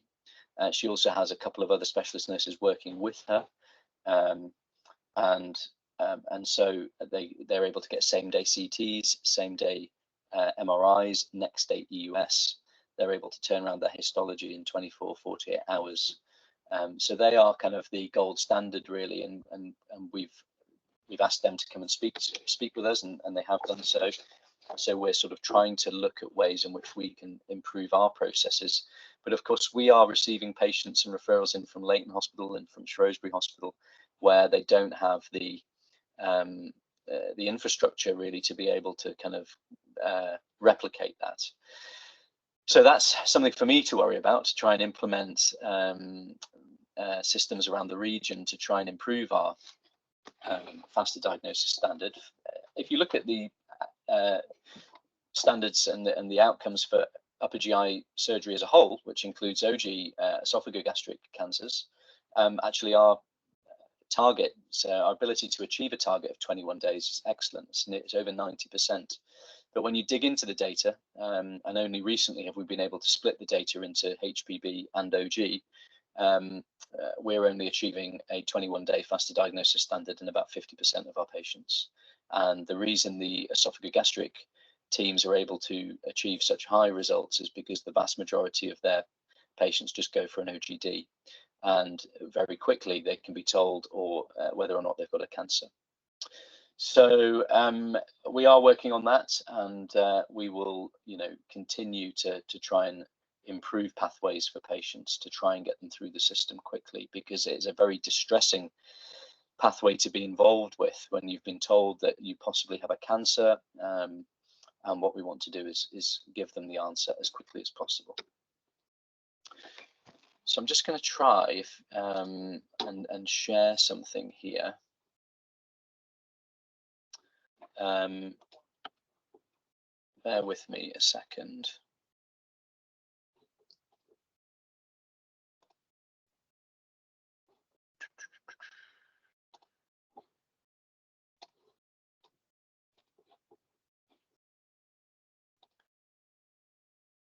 So this is a very sad story about a 35-year-old gentleman who presented to my clinic in May of last year, and he had been going to see his GP since January with a change in his bowels and weight loss.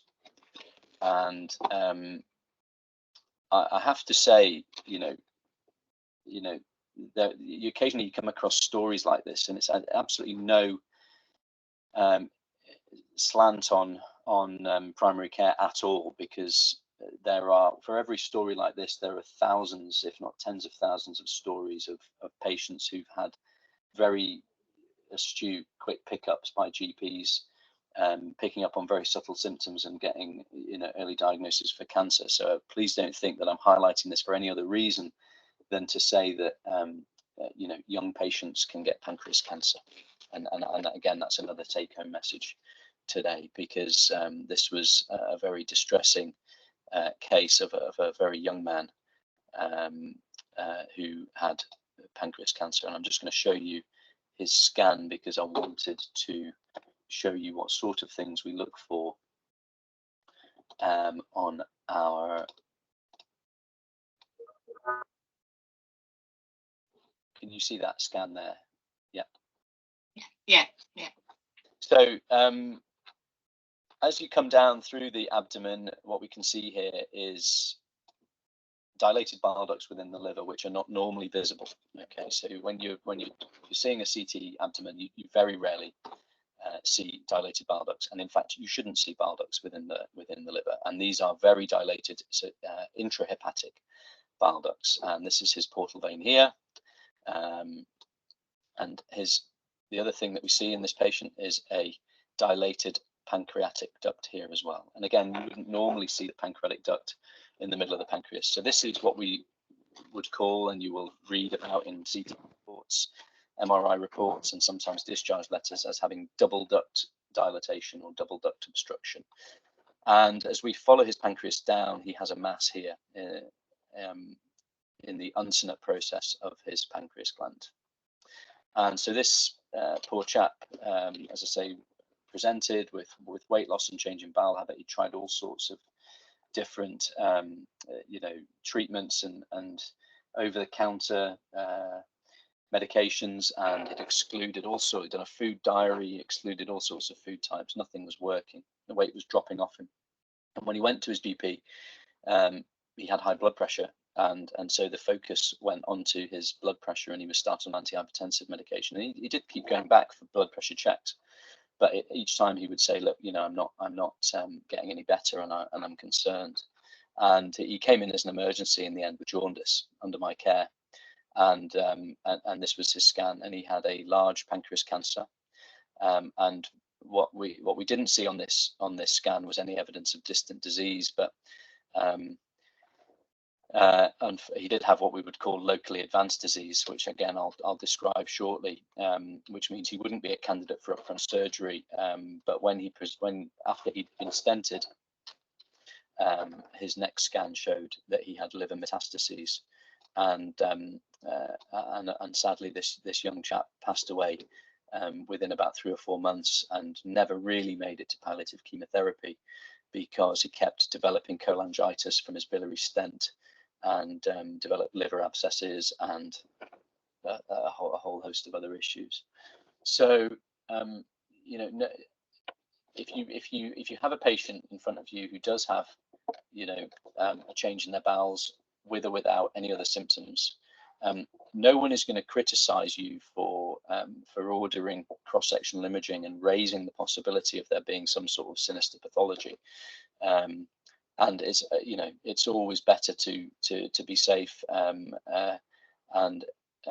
got a 30-year-old chap under my care who I saw in clinic today, who's got metastatic neuroendocrine tumor of the pancreas. He's from Sri Lanka, and again he presented with back pain and weight loss and a change in his bowels. So these patients do come through the doors, and it's not common, but we'd like to try and save a few more of these patients. Let's go back to my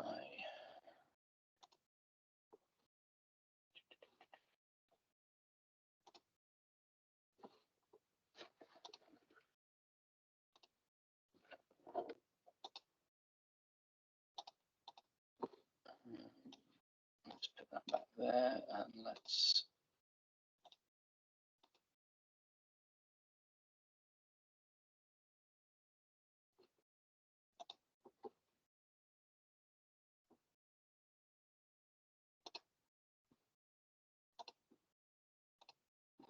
is that sharing now? I can see your slides, but it's not in what's it view? Show mode. Yeah. Okay. Let's just see if I can.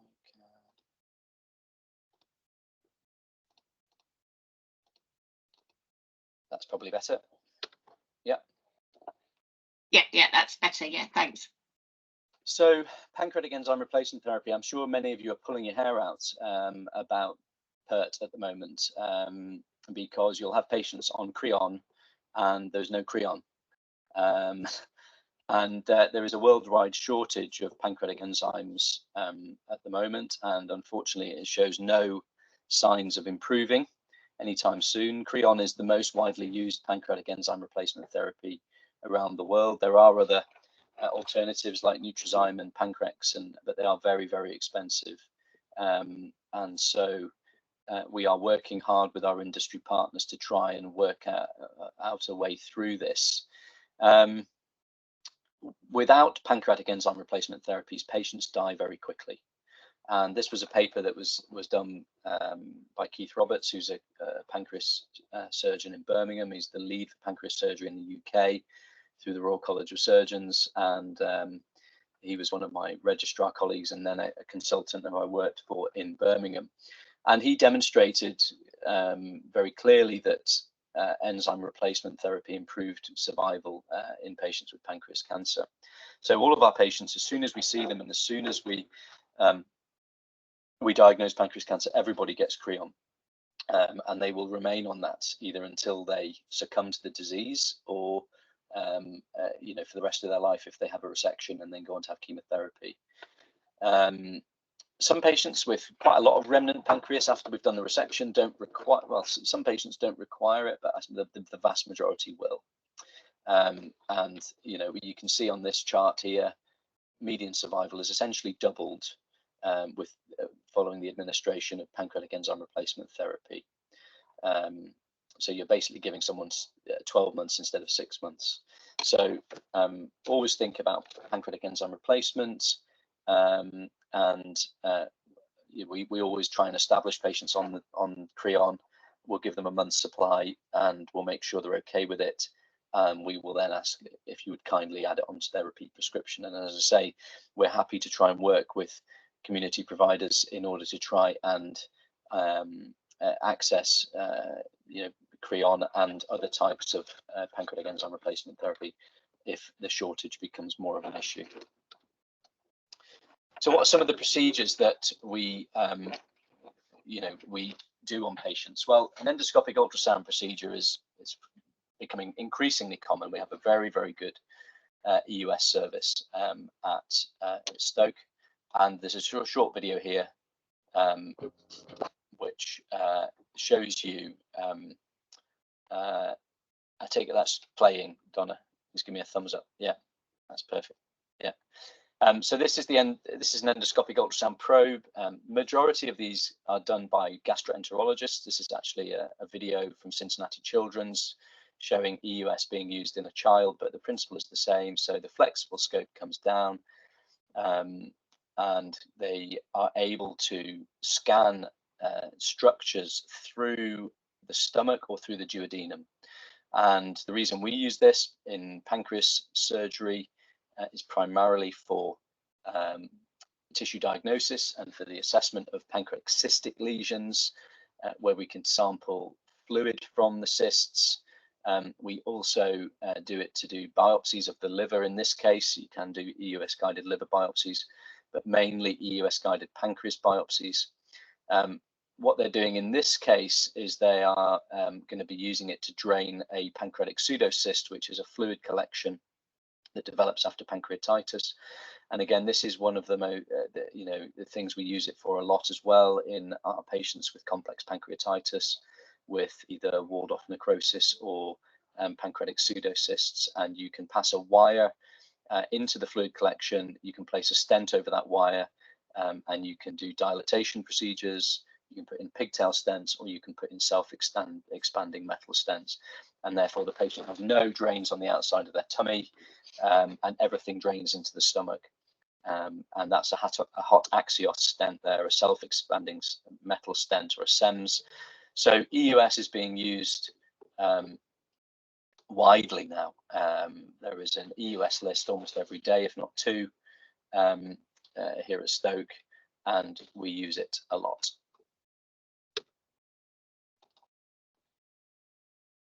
And I will try and skip on here. How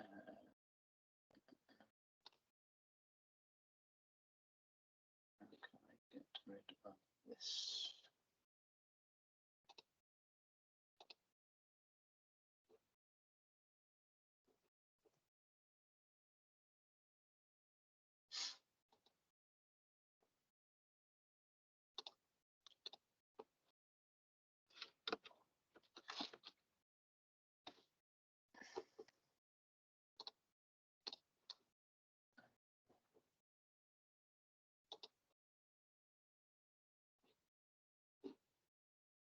Let me see, just bear with me 2 seconds.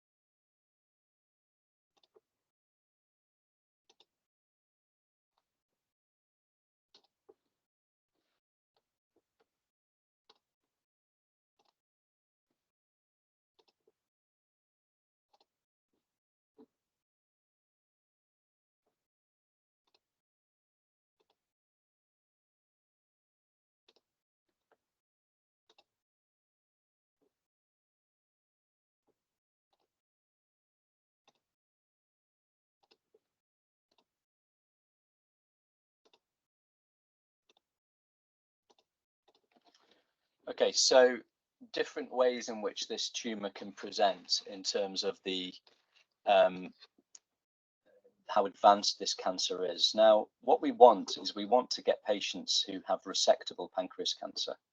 And if you think back to this diagram here that I showed you with the structures running around and behind the pancreas, the crucial structures really that we're worried about are the blood vessels.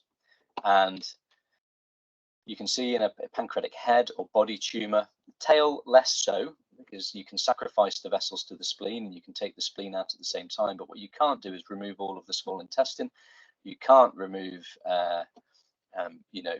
long segments of portal vein or supramesenteric vein. And very rarely do we do arterial resections because of the profound morbidity and mortality that's associated with those sorts of procedures. They are done in some transplant centres. Birmingham maybe do, in fact, well, they were doing about 3 a year, 3-4 a year, but they've actually stopped doing arterial resections now because they are associated with such terrible morbidity, like chronic diarrhea, lymphatic leaks, and just perioperative mortality rates of nearly 20%. So, you know, comparing that to a standard Whipple, what we want to see is tumour that's confined to the head of the pancreas away from the blood vessels.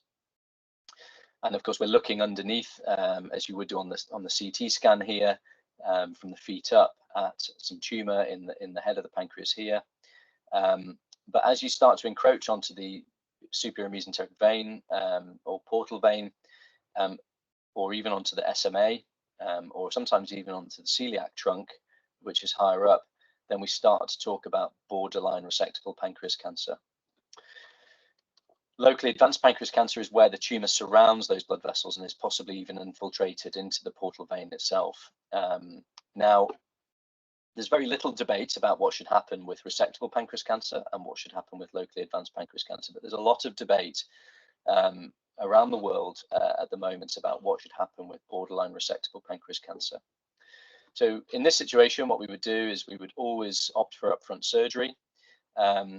Even if the patient is jaundiced, then we will operate on patients with resectable and borderline resectable cancer in the presence of jaundice, without sending patients for biopsy, and without sending them for stenting to drain their jaundice. The reason we do that is because we know that ERCP is associated with about a 5 to 10% chance of developing post-ERCP pancreatitis. And if patients develop pancreatitis and it's severe enough, they will not be able to have their operation, and they will often miss their window of opportunity. So because ERCP is not risk-free, if we have enough information and evidence on the CT scan, usually double duct dilatation with a mass, if we have enough evidence on the CT scan to suggest that this is what we're dealing with, even in the presence of jaundice, we will do upfront surgery and we will treat them as what we call a fast track patient. So they will go through a Whipple procedure without a biopsy. We need to make sure that obviously their kidneys are okay, because jaundice can affect their kidneys, and we need to make sure their nutritional levels are okay and that they have an albumin level that will allow them to heal.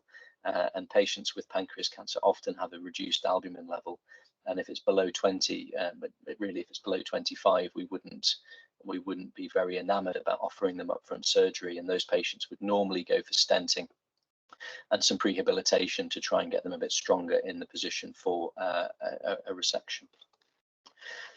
Locally advanced pancreatic cancer, they'll all go for a biopsy, they'll all be stented if they need it, and they will then go for upfront chemotherapy, so-called neoadjuvant or downstaging chemotherapy.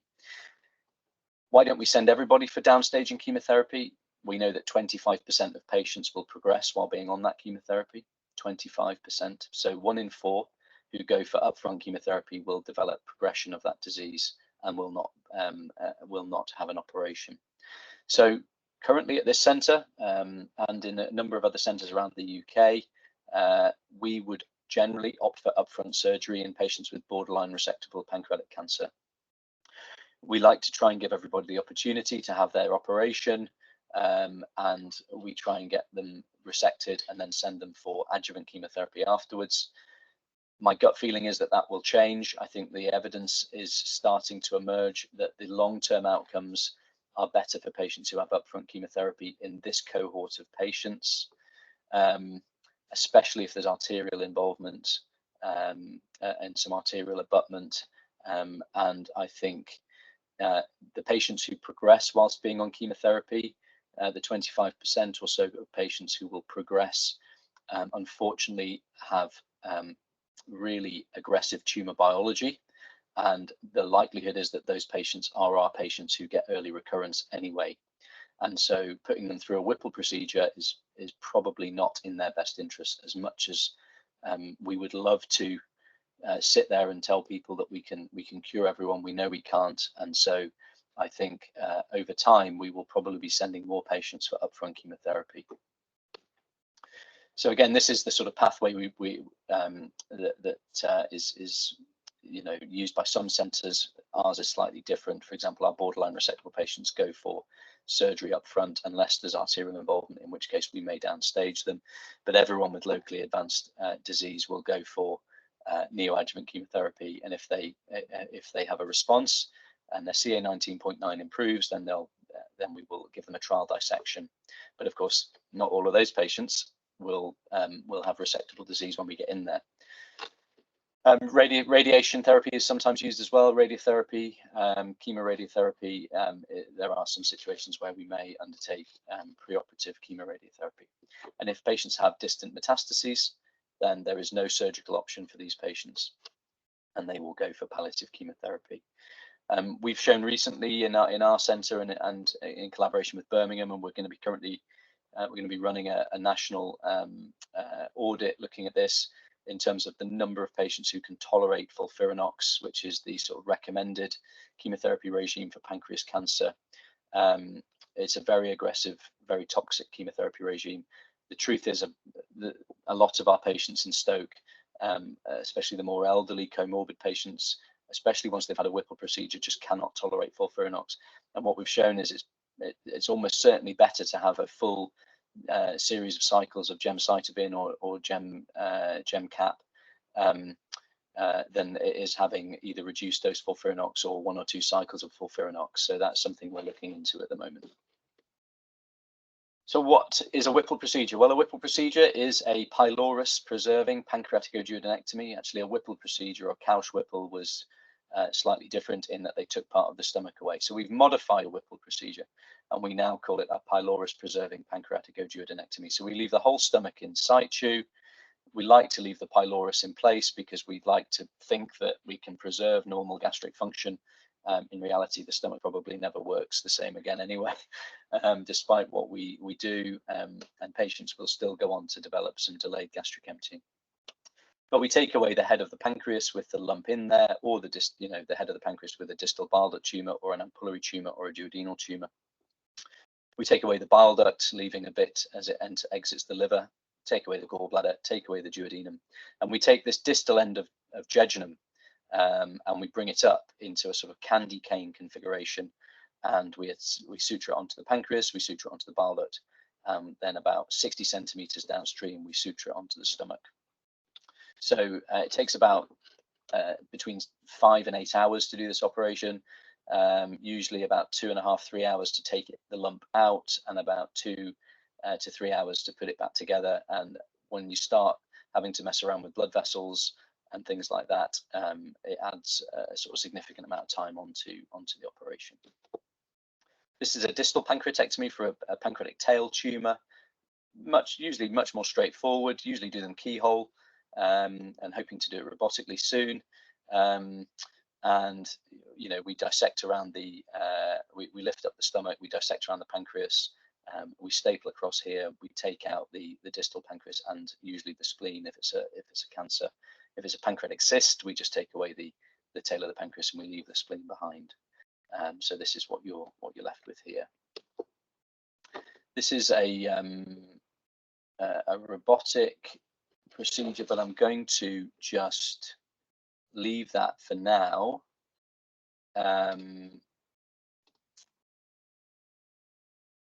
Because I don't want to. In fact, let me see if I can play this. Let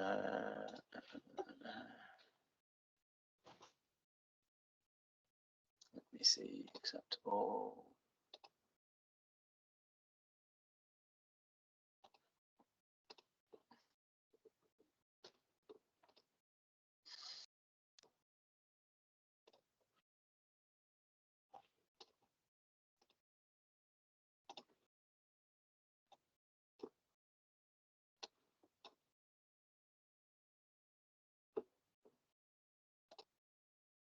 Bear with me 2 seconds.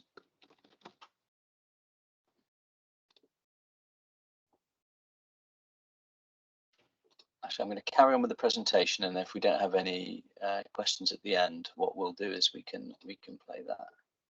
So just bear with me.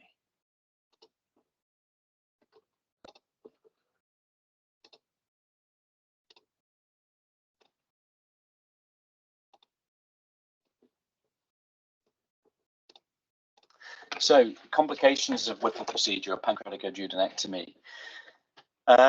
Well, this is a very morbid operation to go through. The operation hasn't changed much in 30 or 40 years. We have better teams around us to help get patients through the surgery. And, you know, there is a 60% chance of any complication.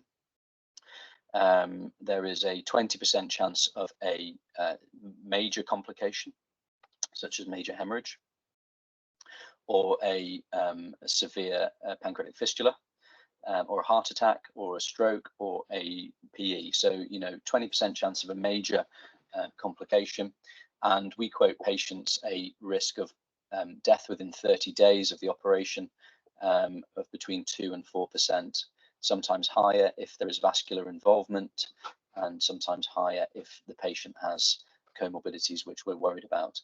All of our patients will go through the vast majority of our patients will go through a cardiopulmonary exercise test. And we do that to get some objective evidence about their cardiovascular and respiratory fitness. Sometimes it sort of identifies issues along the way that we weren't already aware of, like an arrhythmia or some form of, you know, respiratory problem. But common complications within the first few weeks after the operation: delayed gastric emptying. This is where the stomach just doesn't empty properly and patients need some supportive nutrition. Pancreatic fistula. There's an overall leak rate from any of the 3 joins we do of around 30%, but the majority of those leaks will settle without intervention. There is about a 2% chance of major hemorrhage, which will require a trip down to the X-ray department for some form of radiological intervention. A lot of patients end up diabetic. Virtually every patient will have pancreatic exocrine insufficiency and will need Creon. And of course, then you've got the risks of any other major complication that can be associated with having any operation. So an MI, liver failure, PE, DVT, etc., etc. So a little bit about screening for pancreas cancers. We've had quite a lot of patients coming through the doors from the Galeri trial, and many of you will be familiar with this in the community. This is a company called Grail from the United States who have a cancer screening blood test, which tests for the 50 top cancers, and patients will who sign up will get a blood test, and if they have 2 positive signals, or if they have positive signals within their blood test for tumor DNA, then they will be told that they have tested positive for the top 2 results, and then they are referred into our MDT for discussion. And we've had a few patients now, I think 4 patients on the Galeri trial, who were completely asymptomatic and were found to have positive markers for hepatobiliary and pancreatic malignancy, and all 4 of those patients have gone on to have surgery for small tumours. So this is quite an exciting prospect. It's quite daunting in one way for us as HPB surgeons, because currently we only see 10% of patients with pancreas cancer, and we can help even fewer than 10 and of that 10%, we probably only get to operate on about you know, a third of those.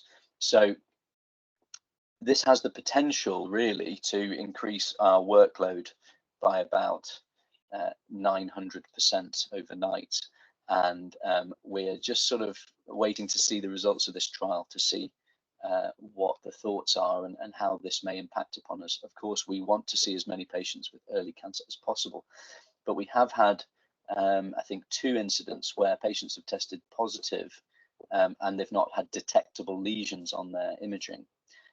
So you know, screening tests will always raise more questions than answers sometimes, and we have to learn how we're going to deal with these patients who have undetectable lesions on imaging.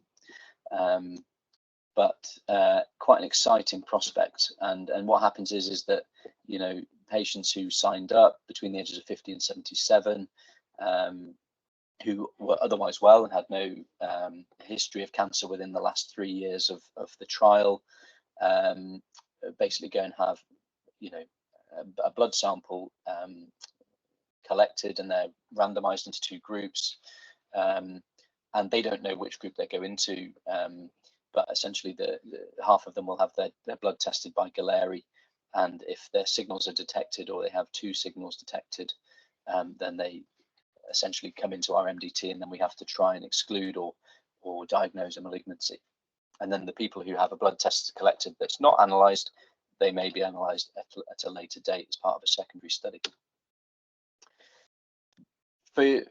Importantly for GPs, you're going to undoubtedly at some stage have a patient come through the door who is concerned about a family history of pancreas cancer, either first-degree relatives or multiple sort of family members on the same side.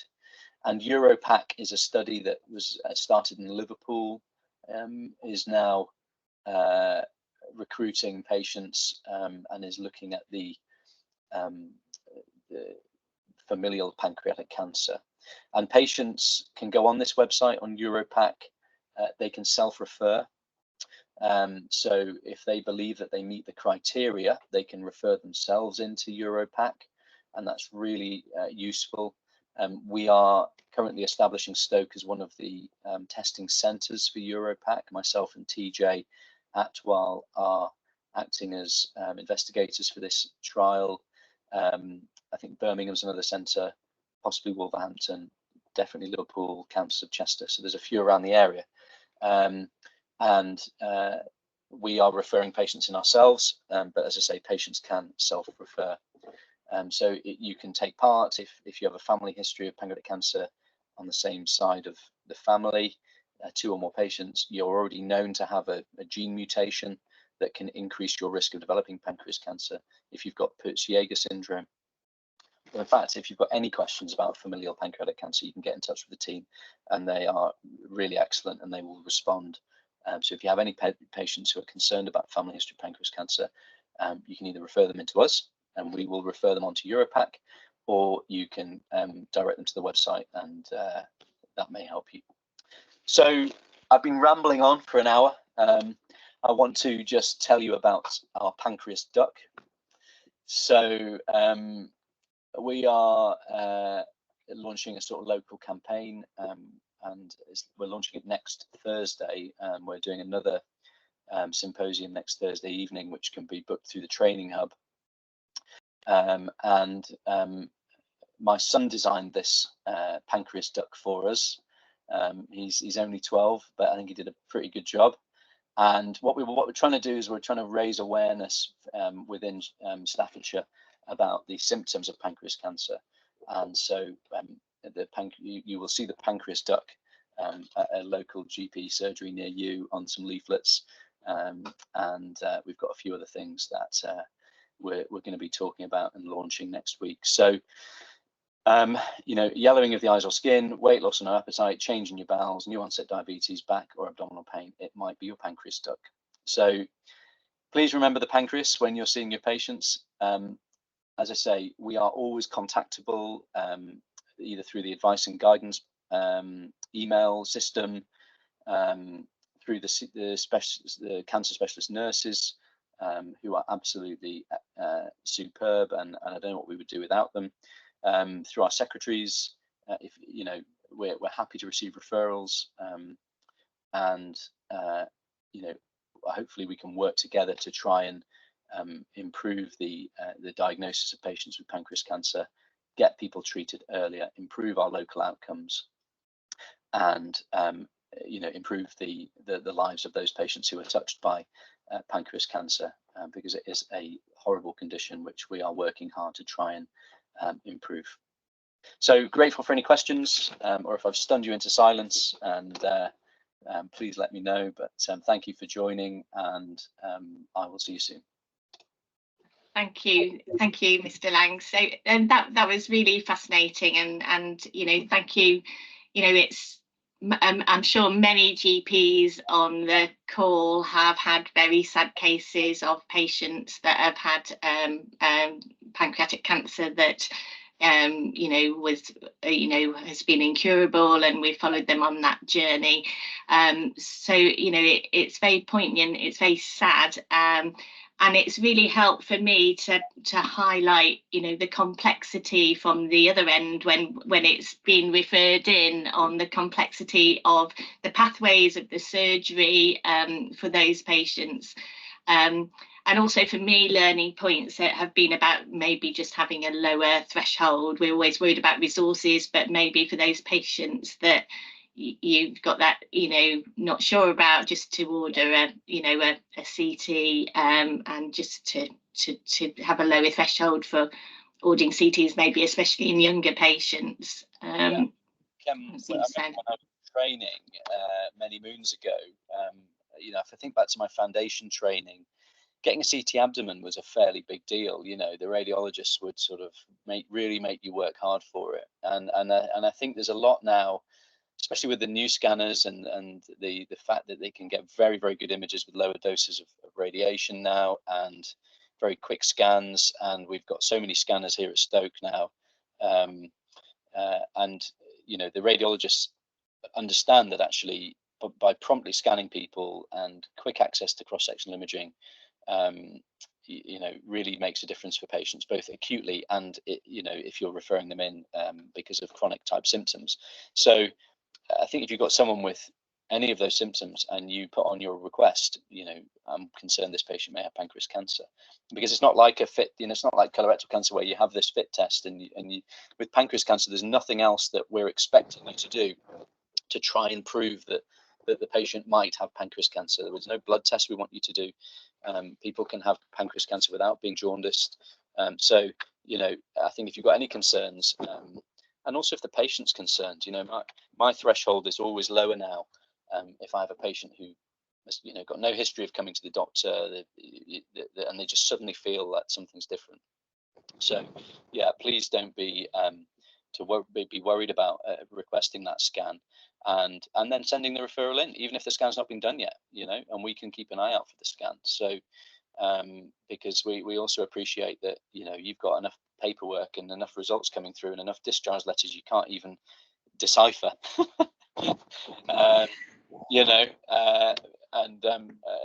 So please, try and take some of the weight off and get the patient through the system.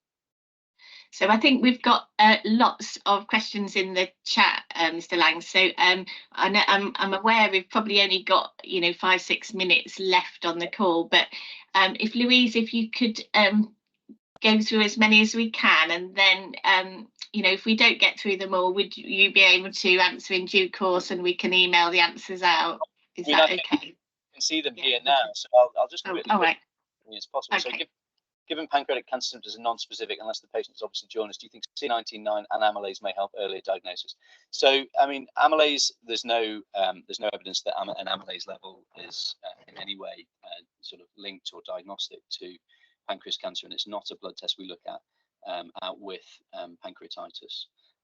So CA19-9 is a tumor marker and not a screening test, and it is non-specific. So it goes up significantly in jaundice or in deranged LFTs. So again, I would avoid, in order to make your lives as easy as possible, I would avoid going down the route of doing CA19.9s in the community, because if anything, they will just muddy the water. And we only use CA19-9 once we have all the other information available to us. We've seen the scans, we've spoken to the patient, we've taken the history, and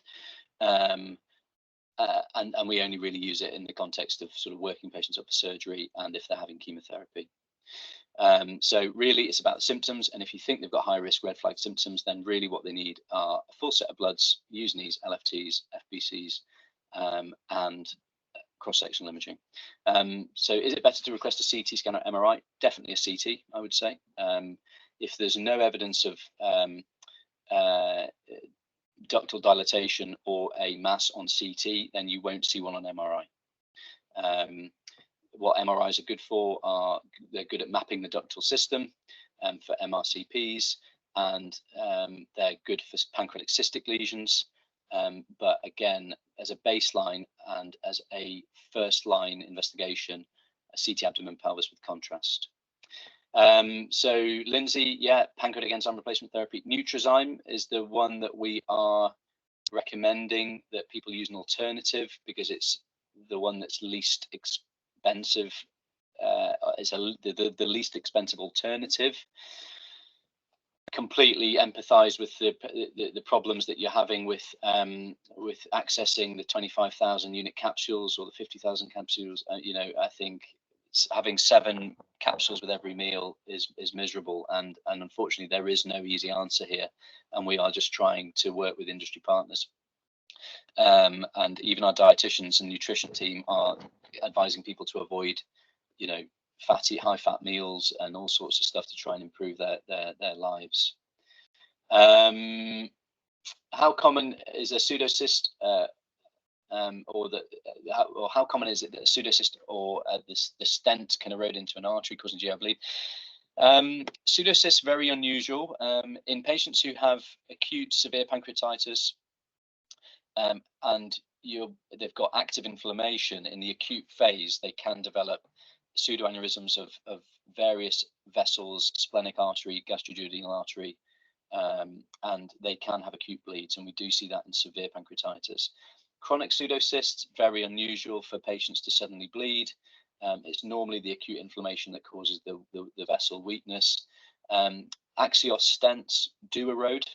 Patients who've had EUS guided drainages, cystogastrostomies using a metal Axios stent, those can erode through blood vessels, and so patients should have them removed probably within 3 to 6 months. We wouldn't like to leave them in any longer, so that can be an issue. Small suspected IPMN on CT, often reported as incidental. We need to see these patients, no matter how small. We have a fairly clear cyst pathway now, and we keep patients under surveillance for a minimum of 5 years, sometimes longer in young patients who are otherwise remain surgical candidates. The evidence out there at the moment is that we should be keeping patients under surveillance for as long as possible. Unfortunately, funding means that our radiologists are not keen to survey patients for longer than 5 years. If anyone has stable cysts for that period of time, it's probably safe to discharge them from surveillance. What we normally do is we see them in clinic, we assess their fitness. If they're a potential surgical candidate, then we'll put them onto a surveillance program. We rescan them in 12 months. If it's stable at 12 months, we then do 2 years, and then another 2 years, and then we discharge them after 5. If during that time it changes or it gets bigger, or it starts to develop high-risk features, we'll then do an EUS and characterize it further. What are statistics for pancreatic cyst to progress to a cancer? So for a main duct IPMN, for pseudocyst, there's no malignant potential. For an SCN, a serous cystic neoplasm, an SCA, serous cyst adenoma, there's no malignant potential. For an MCN, and again, these are all terms that you might hear. We wouldn't be expecting you to have these discussions with patients. We just want you to refer them in if they had a pancreatic cyst. But for an MCN, very high risk of malignant potential, normally in ladies, and we would always operate to remove MCNs. IPMN, which is the intraductal papillary mucinous neoplasms, which we see most commonly. Depending on what literature you read, the risk is anywhere between 5% and 35% lifetime risk of it becoming cancerous. In reality, I suspect it's a lot lower than that. For the branch duct small IPMNs, it's between 5 and 10%, and that's just 5 to 10% chance of it changing, not becoming cancerous, but just changing. With the main duct IPMN, the risk of those changing is higher. Yeah, problem pancreas cancer presents with non-specific increase of referral considerably. Yeah, that is a problem, but it's not a problem because we want to see these patients, Emmanuel, and you know, at the end of the day, if you've got someone who, as I say, and I sound a bit like a broken down record, but if you think they've got pancreas cancer, full set of bloods, request a CT and refer them in, and we will pick it up. And if they haven't got anything on the CT, then they can be investigated down other routes, and hopefully with the community diagnostic centres, again, we can take that out of your hands as well. But you know, we will make sure, generally speaking, we'll make sure that they get referred on as appropriately if it was to pick up something else. If the patient doesn't fit 2-week wait criteria, is it advised to, yeah, just do a CT abdomen and pelvis with contrast, full set of bloods, and the 2-week wait form may change in the next few months. We're just having discussions with the local cancer alliances currently. Can it be fed back to radiology, please? The reports they generate do not suggest any sense of urgency about these when they're reported to us. Yeah, I mean, I think if it's a small IPMN, then there is, I wouldn't say any urgency.